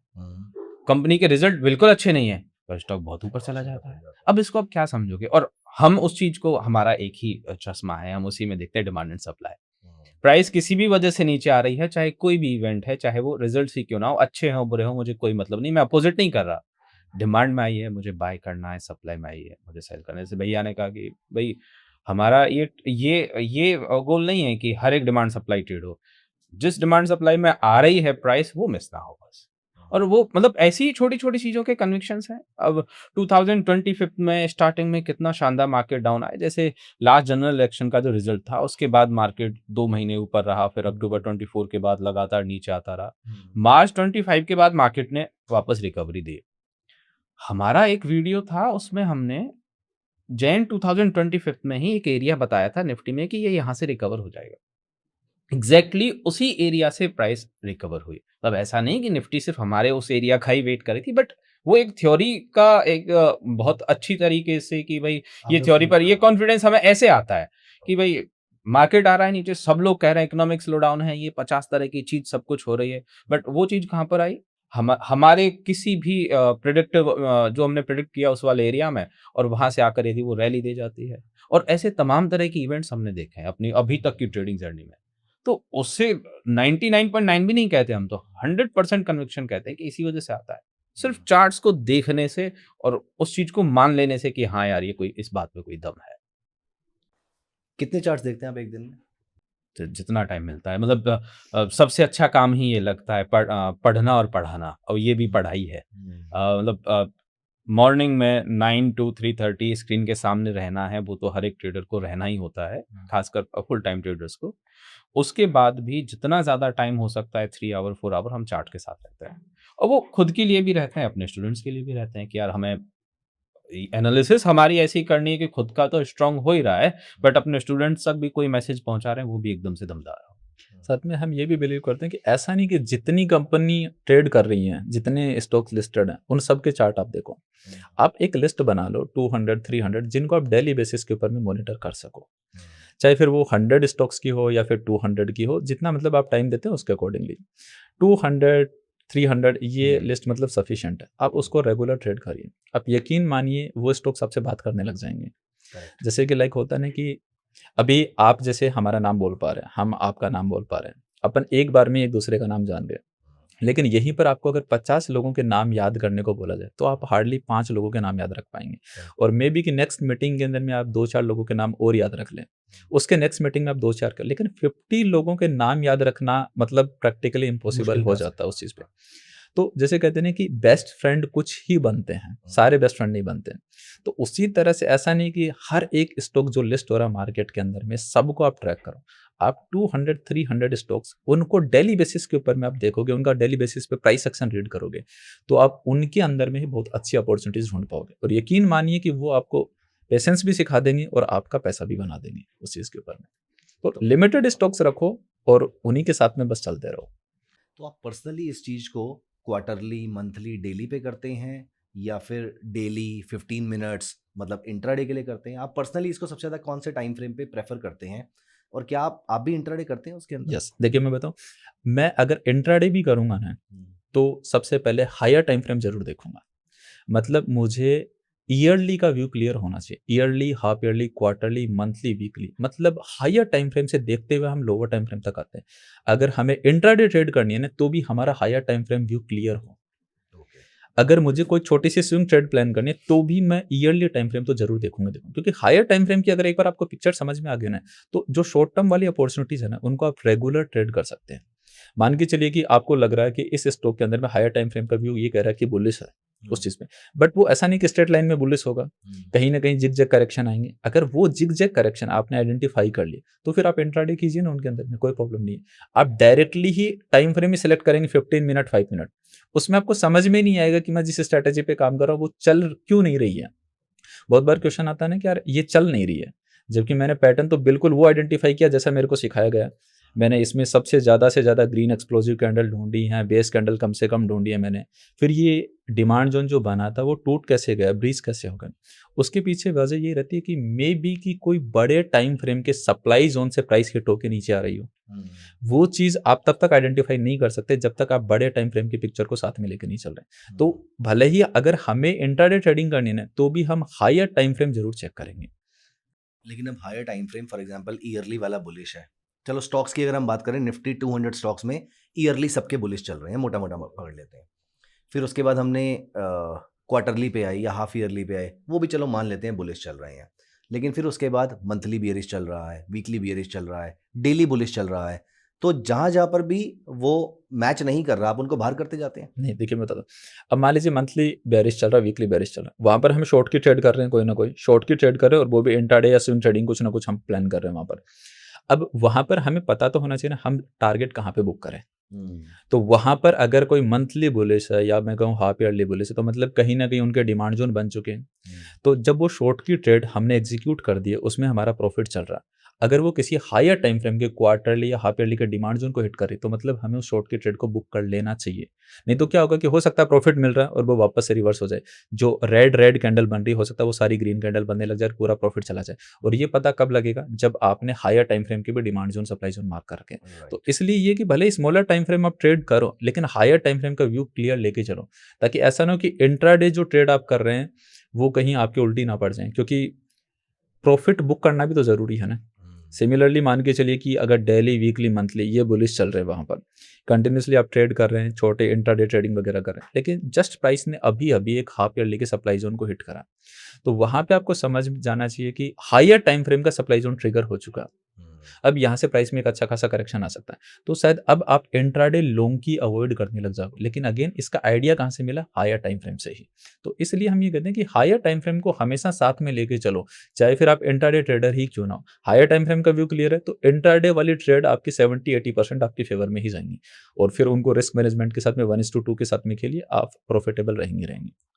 सर, मुझे पर्सनली ऐसा लगता है कि इंट्राडे ट्रेडिंग में नॉइज़ बहुत ज़्यादा होता है। तो ये स्ट्रैटेजी आपकी इंट्राडे में, एक बार आप एक एग्जांपल दिखा सकते हैं कि इंट्राडे में कोई एग्जांपल आपका रिसेंटली या कोई पुराना रहा हो कि आप वहाँ पर एग्जैक्टली कौन-कौन से टाइम फ्रेम देखते हैं? क्योंकि हमारे बहुत सारे व्यूअर्स ऐसे होंगे जो इंट्राडे ट्रेडिंग करना चाहते हैं। Not everyone is very comfortable with swing also, we should understand why, because a lot of people may be do not want to carry forward the position. आजकल हम देख भी रहे हैं कि ओवरनाइट वॉर शुरू हो जाते हैं, पोजीशन सबकी चेंज हो जाती है। तो अगर मुझे इस पूरी स्ट्रेटजी को इंट्राडे में करना है, जब आप बोलते हैं बड़ा टाइम फ्रेम, कौन से बड़े टाइम फ्रेम से शुरू किया जाए? ऑल्दो आपने बताया कि ईयरली से शुरू करो, लेकिन प्रैक्टिकली कौन-कौन से टाइम फ्रेम हमें देखने चाहिए वहाँ पर?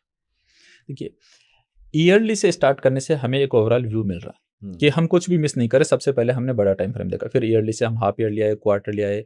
अब जैसे ही मंथली से हम नीचे आते, तो इनका मतलब ये नहीं है कि अब भी हम कुछ इन्वेस्टमेंट प्लान कर रहे हैं। जैसे अभी रिसेंटली एनएमडीसी का अपन एग्जांपल डिस्कस करा था, तो उस एनएमडीसी के अंदर में ये नहीं कि वहां पर सिर्फ और सिर्फ इन्वेस्टमेंट ही करना, भले टाइम फ्रेम मंथली हो, लेकिन उसका एग्जीक्यूशन हमने डेली टाइम फ्रेम के ऊपर में जाके लिया, क्योंकि डेली अपने आप में एक छोटा टाइम फ्रेम है। तो वो डेली का टाइम फ्रेम जहां पर प्राइस आई है, तो वो बाय डिफॉल्ट एक इंट्राडे अपॉर्चुनिटी भी तो हो गई ना आपके पास में।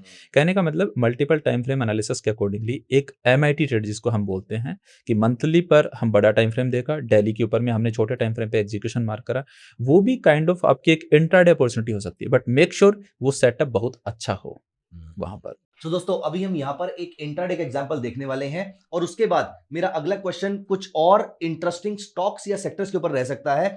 तो प्लीज यहां पर अगर आप अभी तक एंजॉय कर रहे हैं, which I am very very confident, मैं पर्सनली बहुत कुछ सीख रहा हूं, एंजॉय कर रहा हूं, तो यहां पर अभी के भी आप चैनल को सब्सक्राइब कर दीजिए और वीडियो को, आई एम वेरी श्योर आपको वीडियो पसंद आ रही है तभी आप यहां तक हैं, वीडियो को अभी के भी लाइक कर दीजिए। आइए अब हम चलते हैं इंट्राडे एग्जांपल की। जैसे ये बंधन बैंक है, ये जो मेरा मार्क्ड एरिया है ना, ये एक हमारा रैली बेस रैली का एक डिमांड जोन है। डेली टाइम फ्रेम मैंने ओपन कर रखा है। जब भी हम इंट्राडे होते हैं तो डेली और बिलो डेली अपन को देखना होता है। तो एग्जैक्टली वैसा ही एक ये रैली बेस रैली का एक एरिया था, ठीक है। क्योंकि ये बायर सेलर की फाइट और एक नैरो रेंज की कैंडल बना, देन उसके बाद इतनी अच्छी अपमूव आना। प्राइस इसमें आई थी 4 मार्च को और उसके 4 मार्च के दिन आकर बहुत शानदार स्पाइक आया। सेम डे तो आया ही, उसके नेक्स्ट डे मतलब कल बहुत शानदार तरीके से चली। अब ये इंट्राडे होकर भी पोजिशनल हो गई और ऐसा नहीं कि उसने इंट्राडे नहीं मूव दिया, इंट्राडे तो शानदार मूव दिया ही, उसके बाद नेक्स्ट डे भी चली, क्योंकि ऐसा कभी भी फिक्स नहीं होगा कि इंट्राडे की ट्रेड है तो सेम डे के बाद फिर वो काम करना बंद कर देगी। वो तो मार्केट ने साथ दिया, चल गई, आगे भी चल गई। अब इसमें यदि हम लोअर टाइम फ्रेम पर जाएं, जैसा कि 15 मिनट का हमारा एग्जीक्यूशन रहता है, तो 15 मिनट पर ये एक एरिया है, एक सेकंड, ये वाला एरिया, ये बिल्कुल एग्जैक्टली डेली के अंदर है। डेली और ये एक दूसरे से ओवरलैप कर रहे हैं और उससे पहले की जो मुझे फाइट देखनी होती है वो फाइट है भी। ऑल्दो हम इस तरह के एरिया को हमेशा कंसीडर नहीं करते क्योंकि इसके आसपास भी फाइट है और उसको एक गार्बेज की तरह कंसीडर करते हैं, बट स्टिल ये रैली को देखते हुए लग रहा है यार ये बहुत शानदार चीज है। प्राइस इसमें आई भी है और आने के बाद सेम डे जब ओपनिंग के टाइम पर आई, उसके बाद किसी को स्कैल्प करना है, तुरंत एक क्विक ट्रेड करनी है तो वो कर लो। और वो फिर एक ट्रेडर का माइंडसेट है कि भाई वो किस तरह से इसको देख रहा है। देन उसके बाद थोड़े टाइम बाद आई और मार्केट के क्लोजिंग के टाइम पे उसने बहुत शानदार मूव दे दिया, 174 से 178 हो जाना। तो ये सब कुछ ऐसी ऐसी अपॉर्चुनिटीज होती हैं जो आपको खुद से क्रिएट नहीं करनी होती, वो मार्केट ही आपको क्रिएट करके देता है। और एक ट्रेडर को हमेशा अपॉर्चुनिस्ट बने रहना चाहिए। वो ये हाँ, वो ये सोचकर करेगा कि मुझे इंट्राडे ही ट्रेड करना है तो पैसा लगेगा। वो ये सोचकर करेगा कि मुझे स्विंग ही करना है तो पैसा लगेगा, कि आज मैं यही करके मानूंगा। नहीं, मार्केट जैसा है वैसा बिहेव होगा, वैसा आपको एक्शन लेना है।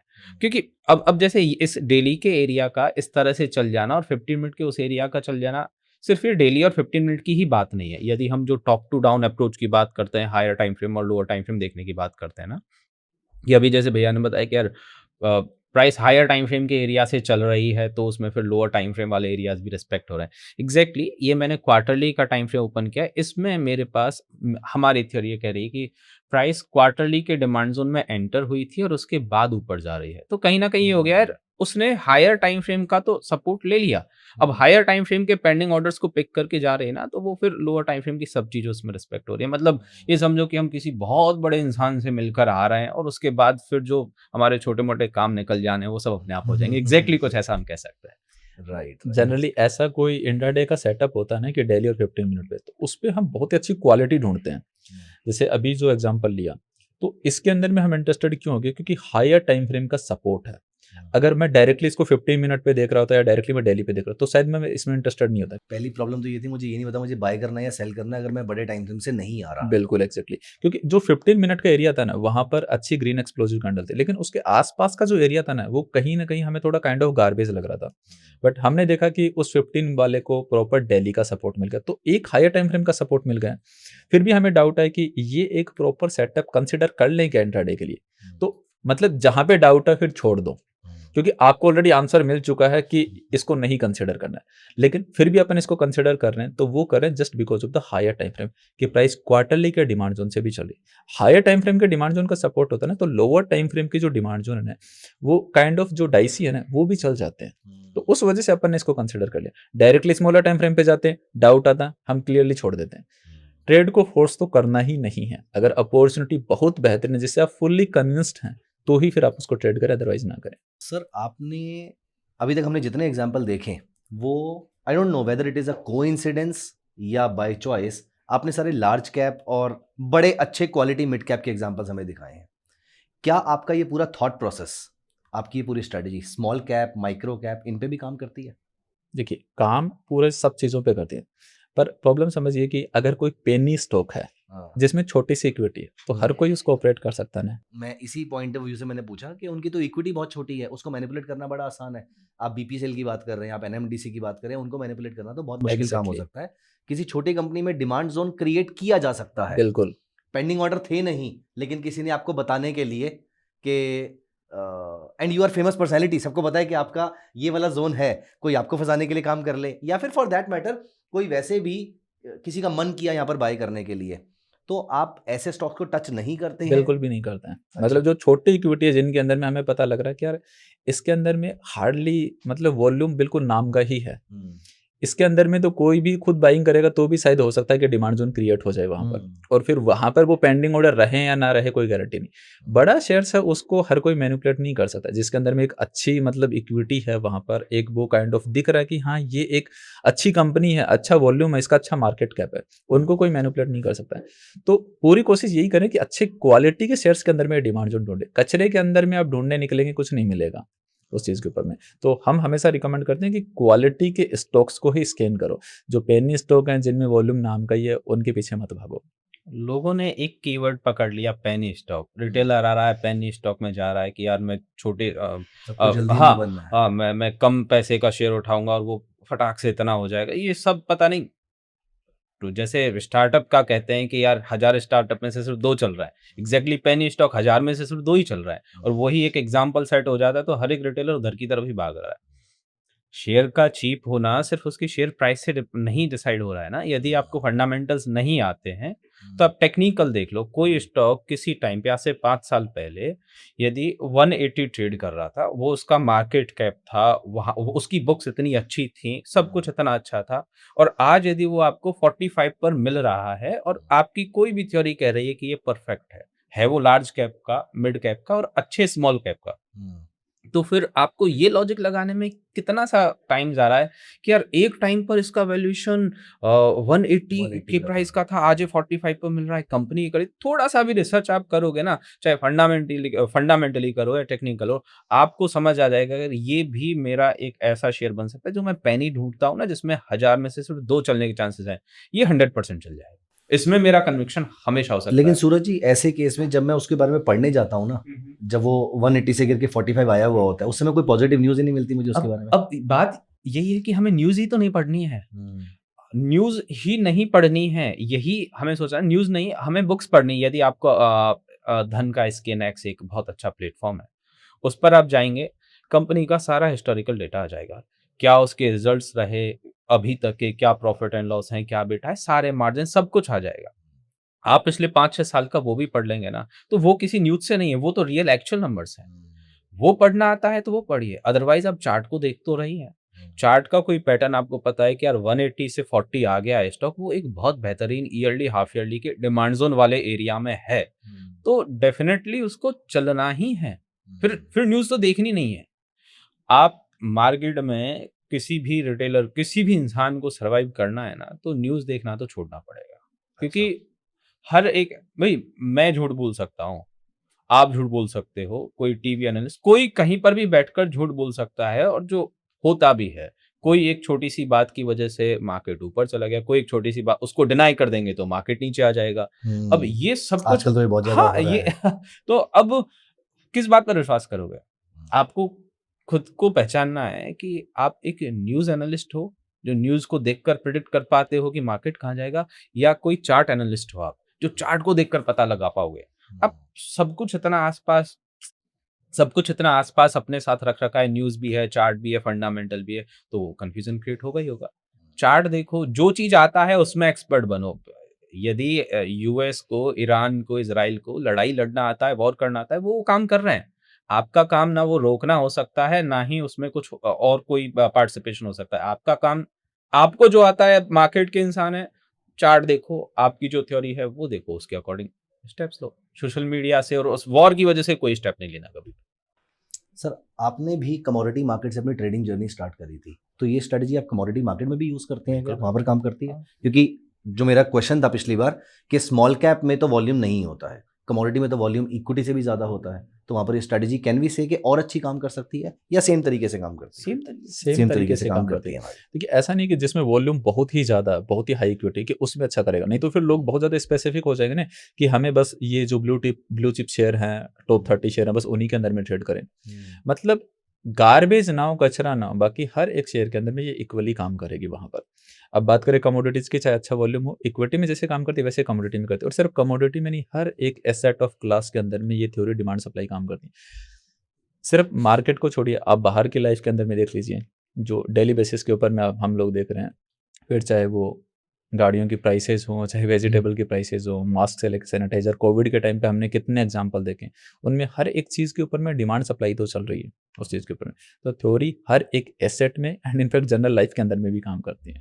How is your theory different from, थोड़ा बहुत तो मैं गेस कर पा रहा हूँ, लेकिन आपसे सुनना चाहूंगा, how is your theory different from the normal support and resistance? देखिए सपोर्ट एंड रेजिस्टेंस क्या होता है कि बेसिकली एक ही पर्टिकुलर एरिया के अंदर में, जैसे कि मान के चलिए कि सपोर्ट क्रिएट होगा, जितनी ज़्यादा बार टेस्ट हो रहा है उतना ही स्ट्रॉन्ग सपोर्ट होता है। ये थ्योरी जस्ट अपोजिट, जितनी बार टेस्ट होता जा रहा है वो डिमांड जोन उतना ही वीक होता जा रहा है। सिमिलरली ऊपर की तरफ कोई रेजिस्टेंस बन गया, वहां पर जितनी बार टेस्ट होगा वो रेजिस्टेंस उतना ही स्ट्रॉन्ग होगा।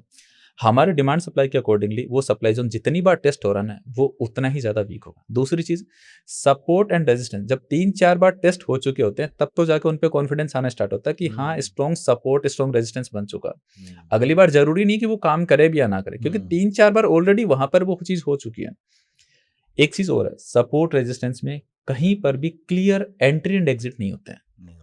यहाँ पर डिमांड एंड सप्लाई के अंदर में हम प्रॉपर डिमांड जोन मार्क करते हैं और वहां पर क्लियर एंट्री और एग्जिट दोनों के दोनों प्लॉट करते हैं, जो कि सपोर्ट रेजिस्टेंस में पॉसिबल नहीं है। तो आपका जो स्टॉप लॉस है वो जहां से आपकी रैली शुरू हुई है उसके नीचे का ही आप छोटा सा स्टॉप लॉस सकते हैं? बिल्कुल, वहां पर जो बेस कैंडल वाली एरिया है जहां पर हम ये कहते हैं कि यहाँ पर पेंडिंग ऑर्डर का ओरिजिन है, उस पूरे एरिया को हम लोग मार्क करते हैं। वहां पर जस्ट उसके ऊपर में एंट्री रहती है और थोड़ा सा गैप देके उस रेंज के नीचे वहां पर हम स्टॉप लॉस प्लॉट करते हैं। मतलब प्रॉपर रहेगा कि ये एंट्री है, ये स्टॉप लॉस। अब आपको रिस्क मैनेजमेंट के अकॉर्डिंगली क्वांटिटी कैलकुलेट करनी है, 1:2 का टारगेट रखना और आप उसको ट्रेड करना है और बस इस प्रोसेस को फॉलो करना। ये नहीं सोचना कि बोरिंग है वही सेम चीज, इसको फॉलो करना, डेफिनेटली प्रॉफिटेबल हो जाएंगे। जो बोरिंग है वही प्रॉफिटेबल है, लेकिन प्रोसेस तो ऑलवेज बोरिंग ही होता है। लेकिन ज्यादातर लोगों को जल्दी अमीर बनना है, एक्साइटमेंट रखनी है, प्रॉफिटेबल एक मन में है, प्रॉफिटेबल होना है, लेकिन एक्साइटमेट, मजा आते रहना चाहिए। मतलब जो नहीं करना चाहिए वही लोग कर रहे हैं। आपको एक्साइटेड जो होना चाहिए वो रिजल्ट्स के टाइम पर होना चाहिए, प्रोसेस के टाइम पर नहीं होना चाहिए, प्रैक्टिस के टाइम पर नहीं होना चाहिए। यहाँ पर लोग उल्टा कर रहे हैं। लोग ट्रेड करने में उतने एक्साइटमेंट है, उतना एक्साइटमेंट दिखाते हैं जितना जरूरत है ही नहीं। आपको जितना कामली एक प्रोसेस को फॉलो किया जा सकता है और वो ऑलवेज बोरिंग होगा ही होगा, ऑलवेज बोरिंग होगा। आपका एक्साइटमेंट आना ही रिजल्ट के टाइम पर चाहिए, बट लोग बिल्कुल अपोजिट कर रहे हैं कि मार्केट में ट्रेड कर रहे हैं फुल एक्साइटमेंट के साथ और वहां जो फिर उसके बाद रिजल्ट है वो सबको पता ही है, फिर वो बोरिंग लगने लगता है, बोरिंग लगना शुरू हो जाता है। कहते हैं ना कि profitable trading is often boring. Yes, boring ही है। हर बड़े ट्रेडर और इन्वेस्टर ने सेम बात बोली है। बट ये बोली हुई बात है, मतलब बात ये कि बोली हुई बात है, लोग मान ही तो नहीं सबको रहे। मालूम भी है, हाँ, लेकिन कोई मान कोई नहीं मान रहा है। और कुछ टाइम पहले से, मतलब पिछले 2 साल में हमारी कम्युनिटी, मतलब हम जीटीएफ कम्युनिटी, हमारा जो ट्रेडर्स की कम्युनिटी है, स्टूडेंट्स है, उसको हम जीटीएफ कम्युनिटी बोलते हैं। सबसे ज़्यादा लाइमलाइट में रहने वाला वर्ड था मेंटल क्लियरिटी। वो मेंटल क्लियरिटी पर 24 में बनाया था, 25th के जैन में 25th के जैन में एक वीडियो बनाया था मेंटल क्लैरिटी के ऊपर में कि mental clarity is the new wealth in a world design to confuse you. तो ये स्टॉक मार्केट हो चाहे लाइफ हो, ये हमारा मतलब मान के चलिए कि सबसे बेहतरीन वो वीडियो था जो हम रिकमेंड करते हैं कि जो स्टॉक मार्केट में काम कर रहा है वो तो देखे, जो नहीं कर रहा है ना वो भी देखे। आपको जो लाइफ को जीने का तरीका है ना वो भी सच में बदल जाएगा। Mental clarity is the new wealth in the world that is meant to confuse you, design to confuse. Design to confuse. तो उसके अंदर में कुछ इतने इंटरेस्टिंग फैक्ट्स हमने बताए स्टॉक मार्केट को लेके, स्टॉक मार्केट की हिस्ट्री को लेके और जनरल लाइफ को लेके। वो वीडियो एक बार अगर आप देखेंगे ना तो आपको सच में मजा आ जाएगा। आपको समझ में आएगा कि हाँ इस तरह से भी सोचने की जरूरत है, इस तरह से भी सोचा जा सकता है। अगर इस तरह से सोचें तो शायद ये जो इंटरनेट पे नॉइज है ना ये हमें बिल्कुल भी डिस्टर्ब नहीं कर पाएगा। और हम एक प्रोसेस को फॉलो कर पाएँ, क्योंकि क्या कहते हैं ना कि नॉलेज लेना बहुत आसान है और देना भी आसान है। हमने कोई चीज़ बोली, लोगों ने सीख लिया, नॉलेज मिल गया पूरा। सबसे डिफ़िकल्ट टास्क क्या है, उसको एग्ज़ीक्यूट करना। एग्ज़ीक्यूट नहीं कर पाते हैं। आज ये ट्राई कर रहे हैं, कल कुछ और ट्राई करेंगे, कल कुछ और ट्राई करेंगे। उसका एग्ज़ीक्यूशन ही सबसे ज़्यादा इम्पोर्टेंट है। और अगर हमें उस लेवल की क्लैरिटी मिल जाए, मतलब हमारा जो विज़न है ना, वो यही है कि लोगों को स्टॉक मार्केट में वो क्लैरिटी मिले। क्योंकि देखिए इंटरनेट पे तो बहुत ज़्यादा नॉइज़ है। बहुत ज़्यादा, बहुत ज़्यादा। तो लोगों को अगर वो क्लैरिटी मिल गई ना, तो वो स्टॉक मार्केट में बेहतरीन तरीके से ट्रेड कर सकते हैं। और वो क्लैरिटी अगर वो लाइफ में भी अप्लाई कर लें, तो शायद उनको जीने का भी एक बहुत अच्छा वे मिल जाए उन लोगों को। उस वीडियो की हमारी यही थीम है। Great sir. तो स्ट्रैटेजी के ऊपर तो हमने काफ़ी सारी डिस्कशन कर ली हैं, बहुत सारे एग्जांपल आपने अच्छे से समझा भी दिए हैं, कॉन्सेप्चुअली बहुत क्लियर हो गए हैं। बस लास्ट के 2 से 3 मिनट कुछ ऐसे क्वेश्चंस हैं जो मेरे माइंड में है, जो आई एम वेरी श्योर मेरे व्यूअर्स को ज़रूर हेल्प करेंगे। पहला, और ये ज़रूरी नहीं है कि आपकी स्ट्रैटेजी के अराउंड हो, ये इन जनरल भी, क्योंकि यू आर ट्रेनर्स ऑल्सो, आप स्टॉक मार्केट के पूरे कॉन्सेप्ट को हॉलिस्टिक लेवल पे सिखाते हैं। रिस्क मैनेजमेंट पे आज की डेट में, because you meet a lot of people, risk management के पॉइंट ऑफ व्यू से आपके अकॉर्डिंग लोग सबसे बड़ी गलती इस समय क्या कर रहे हैं ट्रेडर्स? क्योंकि 2000 मेरा प्रीटेक्स्ट समझ लीजिए, तो मेरा प्रीटेक्स्ट ये है कि 2020 से बहुत सारे लोग, हमारा अभी आज के शूट से पहले भी जो डिस्कशन हो रहा था, 2020 से all of a sudden there is a lot of people who have entered the stock market. उनमें से बहुत सारे लोगों ने पैसा कमाया होगा, बहुत सारों ने गवाया होगा, and I am very sure आपके पास बहुत सारे लोग आए होंगे पढ़ने के लिए, और उनमें से बहुत सारे लोग गलतियां कर रहे होंगे। रिस्क मैनेजमेंट की सबसे बड़ी गलती लोग क्या करते हैं? मैं बताऊं सर इसका आंसर? प्लीज। सबसे बड़ी जो गलती आज की डेट में ग्रे टेलर कर रहा है, वो क्या कर रहा है, ट्रेडिंग को इन्वेस्टिंग बनाना और इन्वेस्टिंग को ट्रेडिंग में बना देना। ये समझना जरूरी है कि दोनों अलग अलग चीजें हैं। इन्वेस्टिंग कंप्लीटली अलग चीज है, ट्रेडिंग कंप्लीटली अलग चीज है। आप इन्वेस्टमेंट को ट्रेडिंग में कन्वर्ट करेंगे या फिर ट्रेडिंग को इन्वेस्टमेंट में कन्वर्ट करेंगे, तो डेफिनेटली लॉस होगा, रिस्क मैनेजमेंट बिल्कुल फॉलो नहीं होगा। अगर आप इसको थोड़ा सा डिटेल में सोच के देखिए कि एक ट्रेडिंग अपॉर्चुनिटी है, हमने ट्रेड करने के लिए लिया, हमारा व्यू गलत हो गया, हमने सोचा कि कोई प्रॉब्लम नहीं है, आज नहीं तो कल ऊपर आ जाएगा, हमने उसको इन्वेस्टमेंट में कन्वर्ट कर दिया। अब हर एक ट्रेडिंग अपॉर्चुनिटी इन्वेस्टमेंट में कन्वर्ट होने लगी, तो सोचिए हमारा पोर्टफोलियो कितने स्टॉक्स का हो जाएगा। वहां पर जितने भी होंगे वो सारे लॉस में ही दिख रहे होंगे, फिर सारे के सारे लॉस में दिख रहे हैं, और वो पोर्टफोलियो बस बढ़ता ही जाएगा, नंबर ऑफ स्टॉक उसमें ऐड होते जाएंगे। क्यों? क्योंकि जिस भी हमारे ट्रेडिंग अपॉर्चुनिटी में व्यू गलत हो रहा है, उसको हम इन्वेस्टमेंट में कन्वर्ट कर दे रहे हैं वहां पर। अब 10 में से मान के चलिए कि 2 बार तो व्यू गलत हो ही सकता है। 80% एक्यूरेसी बहुत बड़ी चीज होती है ट्रेडर के लिए। 2 बार व्यू गलत हुआ, बस उन 2 को कोई ट्रेडर कट नहीं करना चाहता, उसको वो फिर क्या करता है, रिस्क मैनेजमेंट को साइड में रखता है, इन्वेस्टमेंट में कन्वर्ट कर देता है। एक प्रॉब्लम यहाँ पर क्या है, क्वांटिटी ली है ट्रेडिंग के अकॉर्डिंगली। क्योंकि अगर आप इन्वेस्टमेंट करते हैं ना, तो आप ये सोचते हैं कि यार ठीक है 100 क्वांटिटी 200 क्वांटिटी लेता हूँ, लेके रख लेता हूँ। जब ट्रेड करते हैं तो वहां पर तो ये रहता है कि 5 रुपए की मूव पूरी कैप्चर करनी है, तो एटलीस्ट 1000 क्वांटिटी तो लूँ, ताकि 5000 रुपए का तो प्रॉफिट हो। अब 1000 क्वांटिटी किसी ने बाई करी और वो ट्रेडिंग को इन्वेस्टमेंट में कन्वर्ट कर दिया, तो सोचिए 5000 क्वांटिटी कंटिन्यूसली डाउन जाते, तभी तो लोगों का पोर्टफोलियो इतना इम्बैलेंस रहता है। क्योंकि वहां पर क्या होता है कि आपने देखा होगा कि किसी एक स्टॉक के अंदर में 20,000 इन्वेस्टेड है, दूसरे में 20,000, फिर 25, 30 ऐसे करके, और अचानक से 2-3 स्टॉक ऐसे मिलेंगे जिसमें किसी में 2.5 लाख इन्वेस्टेड है, किसी में 3 लाख इन्वेस्टेड है। जबकि रूल क्या है कि सबके अंदर में थोड़ा बैलेंस बना के रखो, ताकि अगर कोई एक आधा स्टॉक नीचे जा भी रहा है ना, तो ऐसा ना लगे कि पूरा पोर्टफोलियो बेकार हो गया उस चीज के ऊपर। और ये तभी पॉसिबल है कि आप पहले से एक प्री कमिटेड प्लान को फॉलो करें कि ये चीज मैंने ट्रेडिंग के लिए ही ली है, इसको इन्वेस्टमेंट में कन्वर्ट नहीं होने दे सकता। होप कोई स्ट्रैटेजी नहीं होती है कि ये अल्टीमेटली ऊपर आ ही जाएगा। आपका व्यू गलत है, आप काटिए उसको, क्योंकि अब उसके चांसेस क्या है, सिर्फ 50-50%, वो भी आ गया तो आ गया। दोनों केस में नुकसान, आ गया तो उस चीज की आदत लग चुकी है, क्योंकि आपको अल्टीमेटली हमेशा एक होप रहेगी कि ऊपर तो आ ही जाता है। फिर एक ऐसा होगा जो नहीं आएगा, बिल्कुल डेकेड्स तक नहीं आता। एग्जैक्टली। और जो नीचे जाते जा रहे बस उनके अंदर में लॉस लगता जा रहा, तो बेटर ये है ना कि उस 50% वाले खेल को छोड़िए ना, उसको कट कीजिए, और कोई ऐसी अपॉर्चुनिटी जिसमें आपको लग रहा है कि हाँ ये नई अपॉर्चुनिटी है और बहुत शानदार लग रही है, तो उसमें आपको 70-80% तो कॉन्फिडेंस होगा ना। तो 50% वाली बैट से बेटर है ना कि 80% की कोई बैट खेलिए आप। ट्रेडिंग को इन्वेस्टमेंट में कन्वर्ट मत होने दीजिए, एक प्री कमिटेड प्लान फॉलो कीजिए कि ये ट्रेडिंग के लिए ले रहा हूँ, इसको मैं कट कर दूंगा, व्यू सही हो या गलत हो, ये मेरा टारगेट है, ये मेरा स्टॉप लॉस है। ये मैं इन्वेस्टमेंट के लिए ले रहा हूँ, तो उसमें क्वांटिटी भी हमारी लिमिटेड रहती है। और एक चीज और रहती है, क्वांटिटी जब कम रहती है ना, तो हम उसको लंबा होल्ड कर पाते हैं। कम ज़्यादा ले लिया अपन ने तो भी वैसे भी ज़्यादा 4-5 रुपए की मूव के ऊपर में क्या यार बहुत प्रॉफिट आ गया, उसको अपन एग्जिट करते हैं। प्रॉब्लम तब आ रही है नीचे जा रहा है ना, कोई एग्जिट नहीं करना चाह रहा। बट अरुण जी, मुझे ऐसा लगता है कि हम सबको लगता है कि मेरा अगला ट्रेड मुझे करोड़पति बनाने वाला है, नहीं सर, इसीलिए बड़ी क्वांटिटी लेकर हम बैठ जाते हैं। हम एक वर्ड यूज करते हैं, क्लियरिटी ऑन ऑब्जेक्टिव। हम्म, लोगों का ऑब्जेक्टिव तो है पैसा बनाना है और उसी को ही मानकर बैठे हैं, वो ऑब्जेक्टिव नहीं हो सकता, होगा गोल है एक।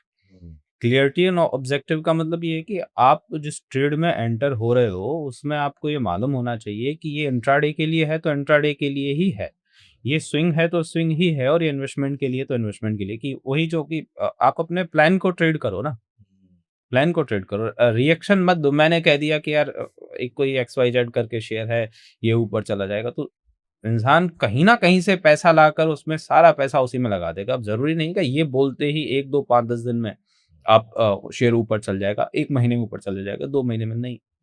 वो हो सकता है 3 महीने तक रेंज बाउंड रह जाए। और किसी ने इन्वेस्टमेंट के लिए भी बोला है ना, तब भी इंसान उसमें इतनी क्वांटिटी ले लेता है जितनी कि उसको ट्रेडिंग में लेनी चाहिए, ना कि इन्वेस्टमेंट में। पैसा तो ले आया, पेशेंस कहाँ से लाएगा? तो करेक्ट। ये ना मतलब ट्रेडिंग कुछ ऐसा है कि सिर्फ थ्योरी नहीं है, एक थ्योरी के जितना साइकोलॉजी भी इम्पोर्टेंट है। दोनों ही एक ही सिक्के के दो पहलू है। जितना इधर साइकोलॉजी डेवलप करोगे उतना ही उधर आपका डीमैट अकाउंट डेवलप होता जाएगा। इधर से डाउन, वो व्हेन एक कोई लाइन है, when emotions goes up intelligence goes down, correct. And when intelligence goes up emotion goes down. बिल्कुल सही बात है। नहीं, हम रिस्क मैनेजमेंट और बिहेवियर मैनेजमेंट के ऊपर आपके साथ दोबारा से एक बार मिलेंगे, बैठेंगे, बहुत कुछ है सीखने के लिए। सर, मुझे आपका ब्रॉडली कॉन्सेप्ट समझ में आ गया है, इंट्राडे भी, स्विंग भी, पोजिशनल भी, और रदर मैं बोलूँगा इन्वेस्टमेंट भी, and how is it different from support, resistance, आप इतने सारे स्टॉक्स को कैसे स्कैन करना होता है, ये सब कुछ मुझे समझ में आया है। अगर मुझे और डिटेल में इसको समझना है, मुझे पर्सनली अगर मुझे और डिटेल में इसको समझना है, तो मैं और कहाँ कहाँ पे जाके इसको आपसे सीख सकता हूँ? हम किसी को भी रिकमेंड नहीं करते कि डायरेक्टली आप आओ, हमें पैसा दो और सीखो। हमने सबसे पहले फ्री रिसोर्सेज क्रिएट कर रखे हैं। अभी ये कोर्स अपसर्ज के ऊपर में भी आ जाएगा, जो कि कम्प्लीटली फ्री ऑफ कॉस्ट रहेगा, कोई भी चार्ज नहीं है। और 52 आवर्स का एक कंटेंट है, 52 आवर्स का। इसमें स्टॉक मार्केट का बेसिक से लेकर एडवांस तक हमने सब कुछ कवर करा। मतलब जो हमारा पेड कोर्स है ना, कम्प्लीटली हमने फ्री डाल रखा है। ऐसा नहीं कि आधा अधूरा डाल रखा है, कम्प्लीटली हमने फ्री डाल रखा है। पहले यही हमारा प्रीमियम कॉन्टेंट हुआ करता था, जिसका हम चार्ज लेते थे। अब हम पढ़ाने के नाम पे कुछ भी चार्जेस नहीं ले रहे हैं। अगर कोई इस फ्री के रिसोर्सेज से इस कोर्स को देखता है, जैसे कि मैंने कहा कि ना, बेसिक से लेके एडवांस तक सब कुछ है जो एक ट्रेडर को प्रॉफिटेबल बनने के लिए चाहिए। और हम ये दावा करते हैं कि एक बार किसी ने ये 52 आवर्स का कोर्स सीरियसली देख लिया ना, उसको कहीं से भी कुछ और सीखने की जरूरत नहीं पड़ेगी। ये हम मतलब दावा करते हैं, एंड आई एम श्योर कि अपसर्ज के ऊपर में भी लोगों को बहुत ज़्यादा पसंद आएगा ये करके। आई एम वेरी श्योर कि इसका लिंक मैं डिस्क्रिप्शन में डलवा दूंगा, सो दैट ये सभी लोग इसका बेनिफिट उठा सके। तो मतलब ये काइंड ऑफ एक डेमो क्लास नहीं है, हमारा पूरा का पूरा कोर्स ही हमने कम्प्लीटली फ्री दे रखा है। वो अगर कोई ट्रेडर देख लेगा तो हम बहुत अच्छे से श्योर हैं कि उसको ट्रेडिंग और इन्वेस्टिंग करने का नज़रिया पूरी तरह से चेंज हो जाएगा उस पर्सन का। ग्रेट। ये पूरे के पूरे कोर्स का जो लिंक है, जो अपसर्च पे अवेलेबल है, मैं वो आपके साथ डिस्क्रिप्शन में शेयर कर दूंगा। प्लीज मेक श्योर कि आप उसको जाके क्लिक कर लीजिएगा और उसको देख लीजिए अच्छे से, सो दैट आपको सब कुछ समझ में आ जाएगा। डिटेल में काफ़ी सारी चीज़ें हमें समझ में आ जाएंगी। सर, अब मैं आता हूँ एक इंपॉर्टेंट क्वेश्चन पे, जिससे आई एम वेरी श्योर बहुत सारे लोगों को सीखने को मिलेगा। हम बहुत सारे एज अ ट्रेडर, अच्छे ट्रेड्स होते हैं, खराब ट्रेड्स होते हैं, और हर ट्रेड कुछ ना कुछ सिखा के जाता है। ज़्यादा खराब ट्रेड मुझे ज़्यादा सिखा के जाते हैं कंपेयर टू अच्छे ट्रेड्स। आपकी लाइफ के सबसे अच्छे ट्रेड्स या कोई सबसे खराब ट्रेड, और सबसे इंपॉर्टेंट चीज, उनसे आपको लेसन्स क्या मिले? देखिए, सबसे अच्छा ट्रेड क्या होता है और वो क्या लेसन देता है, ऐसा कोई एक पर्टिकुलर ट्रेड नहीं हो सकता कि ये इस ट्रेड ने मुझे ये सिखाया। सबसे शानदार टाइम हमारा कौन सा होता है, जब लोग पैनिक हो रहे होते हैं, जब लोग पैनिक हो रहे होते हैं और हम वहाँ पर अपने एक प्लान को फॉलो कर रहे होते हैं कि लोग वॉर की वजह से पैनिक हैं, बजट की वजह से पैनिक है, इकोनॉमिक क्राइसिस की वजह से पैनिक है, जो भी वजह रही हो, उस वजह से लोग पैनिक हो रहे हैं, मार्केट डाउन आ रहा है, सब जगह सेलिंग है, और हम ये इस बात से खुश हो रहे हैं कि यार ठीक है, मार्केट हमारे बाइंग एरिया में आ रहा है, अब हम बाइंग करेंगे, और अब वो जो हमने सोचा हुआ है उसे एग्जीक्यूट कर लेते Execute हैं। करने का टाइम आ वही हमें सबको सिखा देता है कि यार हमें कैसे थोड़ा सा हटकर डिफरेंट तरीके से सोचना है। नहीं, मैं प्रॉफिट और लॉस के पॉइंट ऑफ व्यू से पूछ रहा हूँ। ये तो मैं आपकी बात से एग्री करता हूँ, लेकिन प्रॉफिट और लॉस के पॉइंट ऑफ व्यू से कोई ऐसा बहुत प्रॉफिटेबल ट्रेड आपका रहा हो और वहां से कुछ सीखने को मिला? कभी कभी ऐसा भी होता है कि ट्रेड बहुत प्रॉफिटेबल था, लेकिन वो मेरा उतना स्ट्रॉन्ग ट्रेड था ही नहीं, वो तो मैंने ऐसे ही लिया था सिर्फ। और कभी कभी बहुत अच्छे ट्रेड्स में मुझे बहुत बड़े लॉसेस देकर चले जाते हैं, फॉर एग्जांपल।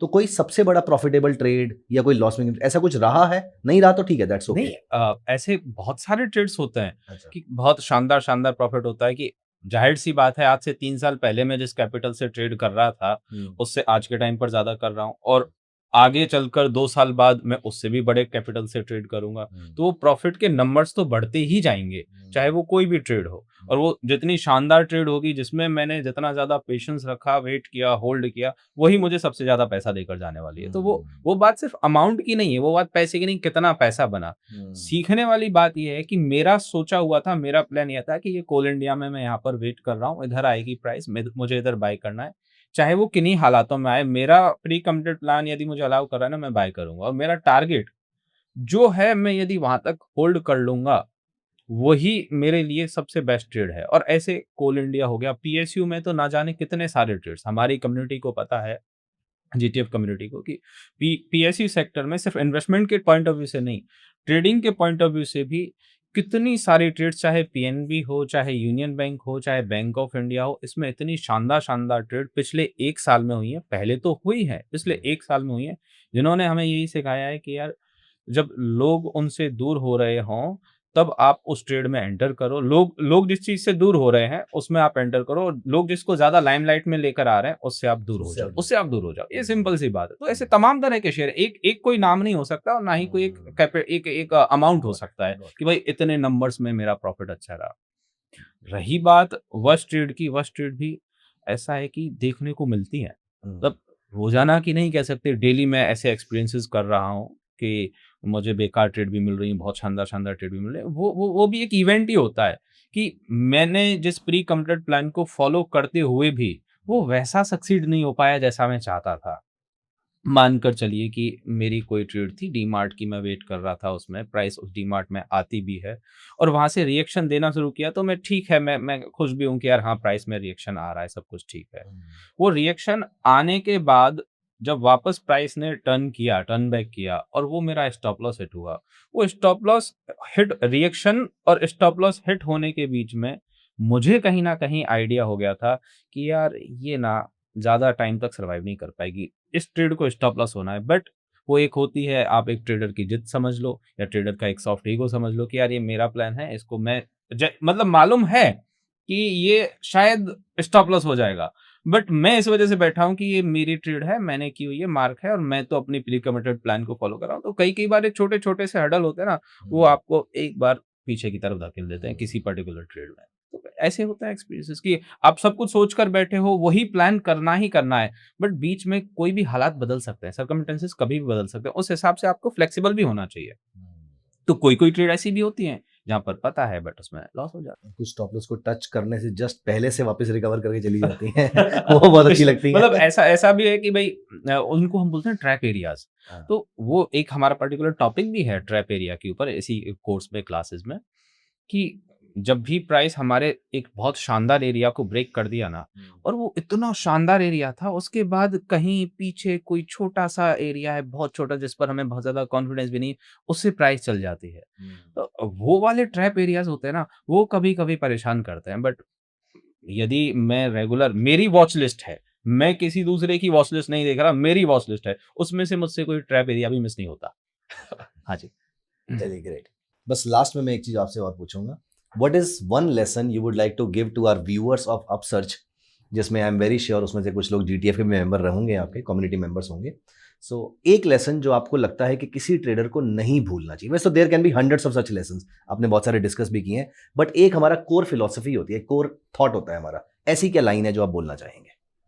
देखिए मार्केट में आ रहे हैं ना तो ईगो को घर पे छोड़ के आइए और मार्केट में प्रूव करने की कोशिश मत कीजिए मार्केट को समझने की कोशिश कीजिए सबसे बेस्ट लेसन यही है और एक चीज़ और समझना है कि पेशेंस सबसे बड़ा जो वेपन है वो पेशेंस है जो कि इसका इंटरेस्ट भी कंपाउंड होता है तो कोई इस चीज़ को सीख गया ना पेशेंस को तो वो सच में मतलब उसको फिर कोई भी नहीं रोक सकता वो ना तो मार्केट में कभी भी अपने आप को प्रूव करने की कोशिश करेगा वो बस मार्केट को हमेशा समझने की कोशिश करेगा और पेशेंस जब बढ़ता है ना बाय डिफॉल्ट ही वो ईगो अपने आप ही घर पे छूट जाता है एक चीज़ और हम लोगों को बोलते हैं कि जैसे कि एक चीज़ चलती रहती है कि कंटिन्यूसली कि हर दिन पैसा बनाना, हर दिन पैसा बनाना, कि आज का बस 2000 बने कैसे भी बने। उसमें एक प्रॉब्लम क्या है कि आज अगर आपका 2000 नहीं बनाना तो अननेसेसरी आप कोई ना कोई ट्रेड लेके ही माने कि मेरा 2000 बन जाए, और अगर पहली ट्रेड में ही लॉस लग गया ना, फिर आप उसको कवर करने के चक्कर में रिवेंज ट्रेडिंग के लिए और ज़्यादा लॉस करेंगे।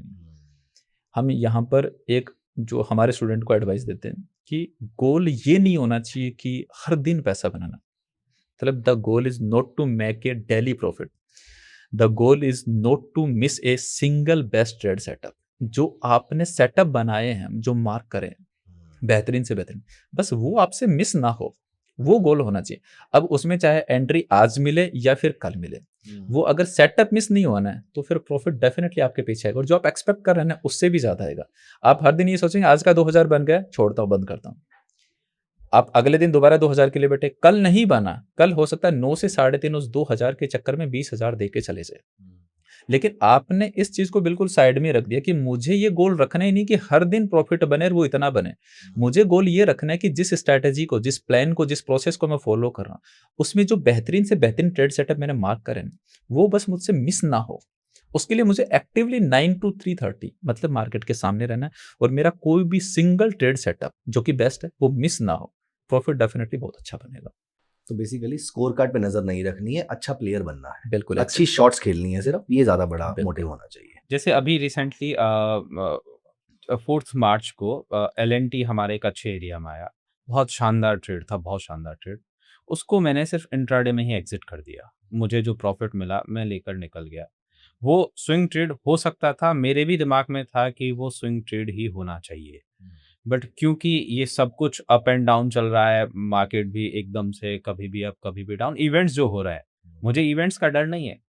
मैं मार्केट में एक ऐसा ट्रेडर हूँ, हर ट्रेडर को जैसे होना चाहिए, जैसे हम है अपॉर्चुनिस्ट है, कि अभी मार्केट है ऐसा कि वॉलेटिलिटी में आपको ट्रेड करना है और निकल जाना है। हाँ, मतलब वो वॉर्स चल रहे हैं हर बस जगह वो माइंडसेट है कि भाई लिया, मुझे इंट्राडे निकल जाना है, ठीक है कोई बात नहीं, इतना ट्रेड।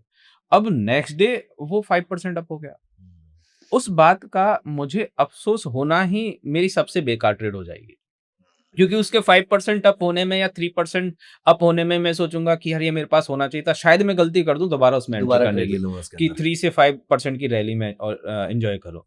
ये अफसोस हो गया तो मैं गलत स्टेप उठा जाऊंगा, और मैंने उस बात पर अफसोस नहीं किया, रिग्रेट नहीं किया कि ठीक है जो हुआ सो हुआ, मुझे जितना मिलना था, क्योंकि मैंने इतना सोचा हुआ था। वो मेरे लिए सबसे, वही ट्रेड मेरे लिए सबसे अच्छी बात हो गई कि यार मुझे इस सोचने बात का तरीका ही बदल हाँ, दिया आपने उसके बिल्कुल। अंदर। Right right right. बेसिकली इसमें ऐसा कह सकते हैं कि जैसे बहुत सारे लोगों को लगता है कि मार्केट उसके अगेंस्ट, उनके अगेंस्ट में, मार्केट किसी के भी अगेंस्ट में नहीं है, मार्केट बिल्कुल न्यूट्रल है। तो ये चीज मानना बंद कर दें कि मार्केट मेरे अगेंस्ट के अंदर में ही चलता है। अगर ये चीज मानना बंद कर दें तो मार्केट से जबरदस्ती लड़ोगे नहीं, उसको समझोगे, और समझ गए तो अपने आप ही पैसा बन जाएगा, पैसा बनना शुरू। बिल्कुल। Sir thank you so much, thank you so much Arun ji, thank you so much Suraj ji. इसमें आपको बहुत प्यार मिला है, ठीक है, और हर जगह पे आपकी चर्चा होती है, you are known, well known face across the country, maybe abroad also. How do you receive this, as an आज की डेट में आप इतने लंबे टाइम से काम कर रहे हैं, आई एम वेरी श्योर जब आप घूमने जाते होंगे अपने घर के आसपास, you would be seeing a lot of people जो पहचानते होंगे। How do you see all this, मतलब ये सक्सेस को आप कैसे रिसीव करते हैं? हम लोग फेस के साथ हमारा बहुत कम कंटेंट है, फिर भी कहीं पर भी जाते हैं लोग हमें पहचान ही लेते हैं, कहीं पर भी जाएं लोग पहचान लेते हैं। और सबसे खुशी की बात ये होती है कि जितने भी लोग मिलते हैं ना, वो इस बात का दावा करते हैं कि यार सर हम बदल गए, ये सबसे सर हम बदल चाहे गए। 4 लोग मिले, हाँ, लेकिन वो 4 लोग ऐसे वो मिले जो हाँ, थैंकफुल हो कि हम बदल गए सर, ये कंटेंट आपका पढ़ने का, पढ़ाने का तरीका है लाइफ के बारे में, जो है ट्रेडिंग के बारे में, उससे हमारे जिंदगी में तो बहुत सारे चेंजेस आए। इसके पीछे लोगों का इतना शानदार प्यार मिलता है, और उसके पीछे एक और वजह है कि हमने कभी भी लोगों को ऐसे लूटने का नहीं सोचा कि यार ये प्रोडक्ट ये हम बेचें, सेल करने का कभी भी ज़्यादा नहीं सोचा। हमने हमेशा से सोचा कि लोगों को कैसे ना कैसे करके एजुकेट करें, समझदार बनाएं। हमें लोग कोई इन्फ्लुएंसर कह देता है तो हमें बड़ी चिढ़ होती है कि यार हम इन्फ्लुएंसर नहीं होना चाहते हमें इन्फ्लुएंसर नहीं होना है, हमें लोगों को कैसे ना कैसे करके समझदार बनाना है। तो जब लोग समझदार बनते हैं तो बड़ी खुशी होती है, और वो हमारे पास सबसे बड़ा डेटा जो है वो इस चीज़ का ये है कि आज तक हम जितने भी स्टूडेंट्स को जोड़ पाए ना, वो सब उसमें से आज भी 40-50% जो है वो रेफरेंस से है। हमारा एडवर्टाइजमेंट चल रहा है पिछले 1-2 साल से, बहुत अच्छा चल रहा है। एडवर्टाइजमेंट कंपनी बहुत बढ़िया है, एसईओ बहुत अच्छा है। उसके बावजूद भी हमारे पास आज भी यदि कोई डेटा आता है, how did you find us करके हमने एक वेबसाइट पर कॉलम दे रखा है। तो वहाँ पर 50% से ज़्यादा आज भी हमारे पास फ्रेंड रेफरेंस ही है। 2 साल पहले तो हमारा कोई कुछ था भी नहीं कि हम लोग एडवर्टाइजमेंट वगैरह करते हैं, सब फ्रेंड रेफरेंस ही था। दैट इज योर तो biggest achievement I would say. ये और ये इस चीज़ को देखना सब परमेश्वर की कहानी है। हम अच्छा करते जा रहे हैं और लोग जुड़ते जा रहे हैं, बस सब ऐसे सही चलता जा रहा है। बस लोगों को चीट नहीं करके कि कुछ अच्छा करो, कुछ अच्छा करो, कुछ अच्छा बनो, समझदार बनो, समझदार बनो। उनको पुश करना है कैसे ना कैसे करके, उनको समझदारी की तरफ पुश करना है कि समझदार बनो, रिएक्ट मत करो, रिस्पॉन्ड करो। ऐसी तमाम तरह की चीज़ें जो हम कहते हैं, वो चीज़ें हैं। और वो सब कुछ हम एक इनविजिबल ताकत परमेश्वर को बहुत अच्छी तरीके से मानते हैं, सब उन्हीं का किया हुआ है और कुछ नहीं है। हम उस परमात्मा में बहुत ज़्यादा भरोसा करते हैं, बहुत ही ज़्यादा, मतलब कि हम ये मानते हैं कि जो कुछ हो रहा है ना, उसकी वजह से हो रहा है। तो अपने को उस मैथ वाली कैलकुलेशन के पीछे नहीं भाग रहा। लोग खुश हैं ना, सबसे बड़ी खुशी वही है, क्योंकि वो खुश हैं तो ही आपके 24 घंटे बहुत खुशी से निकल रहे हैं। वरना मैथ वाली कैलकुलेशन तो 24 घंटे बस वही दिमाग में घूमेगी। बस कितने लोग खुश हैं। और अच्छी बात ये कि, मज़ेदार बात ये कि लोग पीठ पीछे कितना अच्छे से आपको रिस्पेक्ट दे रहे हैं। तो वो चीज़ हम फील करते हैं कि लोग किस हद तक हमसे खुश होते हैं। जैसा कि उन्होंने बताया ना कि आज जैसे वेबसाइट पे हमारी पे 5 लाख प्लस रजिस्टर्ड यूज़र हैं, जिन्होंने हमारा फ्री कोर्स देखा, सर्टिफिकेट, नोट्स, चेकलिस्ट सब कुछ डाउनलोड करा। उनमें से हम मानेंगे 3 लाख प्लस जो है वो फ्रेंड रेफरेंस है सिर्फ। स्टिल मतलब एसईओ, एडवर्टाइजमेंट जो अभी हमने 1-2 साल पहले स्टार्ट करा, उससे पहले हम करते भी नहीं थे, बिल्कुल नहीं करते थे। आज की डेट में वो एसईओ और एड एजेंसी भी उस फ्रेंड रेफरेंस वाले को बीट नहीं कर पा रहे। तो वो समझ में आता है कि यार लोग जो हैं, अगर आपने उनको सच में उनसे दिल से कनेक्ट हो गए ना, तो आप उस पैसे वाली मैथ को खुद ही छोड़ देते हैं। क्योंकि वो तो एक नंबर है ना, नंबर की रेस तो कभी खत्म ही नहीं हो सकती ना। आप कितना अमीर बने, कितना अमीर बने, एक्चुअल में खुशी जो वो क्या, कितने लोग कितना ज्यादा प्यार करते हैं, एक्चुअल खुशी कितने लोगों की जिंदगी में आप बदलाव लेकर आ पाए हैं, कितने लोगों की जिंदगी बदल पाए हैं पॉजिटिव तक। Thank you so much Arun ji, thank you so much Suraj ji. आपके कोर्स का link I will make sure के डिस्क्रिप्शन में जरूर जाएगा, सो दैट सभी लोग उसको देखें, उससे बहुत कुछ समझें। मैं पर्सनली उसको डिटेल में स्टडी करने वाला हूँ। आई विल मेक श्योर कि मैं पूरा टाइम निकाल के, कितने घंटे का कोर्स होगा ये वाला आपका? 52 आवर्स के 52 आवर्स का पूरा 50 आवर्स का है। तो वो पूरा का पूरा course I will make sure कि मैं जरूर देखूं। आज की डेट में जहां पर सबको डर है कि एआई उनको रिप्लेस कर देगा, there are 2 people I personally know कि एआई इनको रिप्लेस नहीं कर पाएगा, क्योंकि एआई कभी भी ह्यूमन इमोशंस को चेंज नहीं कर सकता है। और आपकी पूरी स्ट्रेटजी भी ह्यूमन इमोशंस के ऊपर बेस्ड है, डिमांड सप्लाई वाले कॉन्सेप्ट के ऊपर बेस्ड है। और आपका जो थॉट प्रोसेस है, जो भी हमने एंड में डिस्कस किया, वो भी पूरा का पूरा इमोशंस के ऊपर बेस्ड था। So thank you so much, it was a wonderful interaction with you. I can honestly say that this is one of the best times I ever had learning from someone personally. So thank you so much. And दोस्तों, आपके mind में कोई भी question है, उस question को question की तरह लेकर मत जाइएगा, उसको कमेंट्स में डाल दीजिएगा। आई विल मेक श्योर कि अरुण जी और सूरज जी दोनों से मैं पर्सनली टाइम लूं। आई विल मेक श्योर कि आपके सारे क्वेश्चंस के आंसर जरूर मिलेंगे, चाहे वो अपनी टीम से आंसर कराएं, चाहे वो आपसे खुद से करें। मुझे उसके बारे में भी कोई आइडिया नहीं है, कोई डिस्कशन नहीं हुआ है, लेकिन आपके क्वेश्चन का आंसर आपको जरूर मिलेगा, ये मेरा आपको प्रॉमिस है। तो प्लीज मेक श्योर कि आप जाने से पहले वीडियो को लाइक कर दीजिए, चैनल को सब्सक्राइब कर लीजिए, और डिस्क्रिप्शन में कोर्स का लिंक दिया हुआ है, उसको डाउनलोड कर लीजिए, उसको व्यू कर लीजिए। और आपका जो भी थॉट है, जो भी फीडबैक है, जो भी कमेंट है, प्लीज कमेंट्स में डाल के जाइएगा। मिलते हैं अगली वीडियो में। Bye bye, thank you so much, bye bye, thank you so much sir.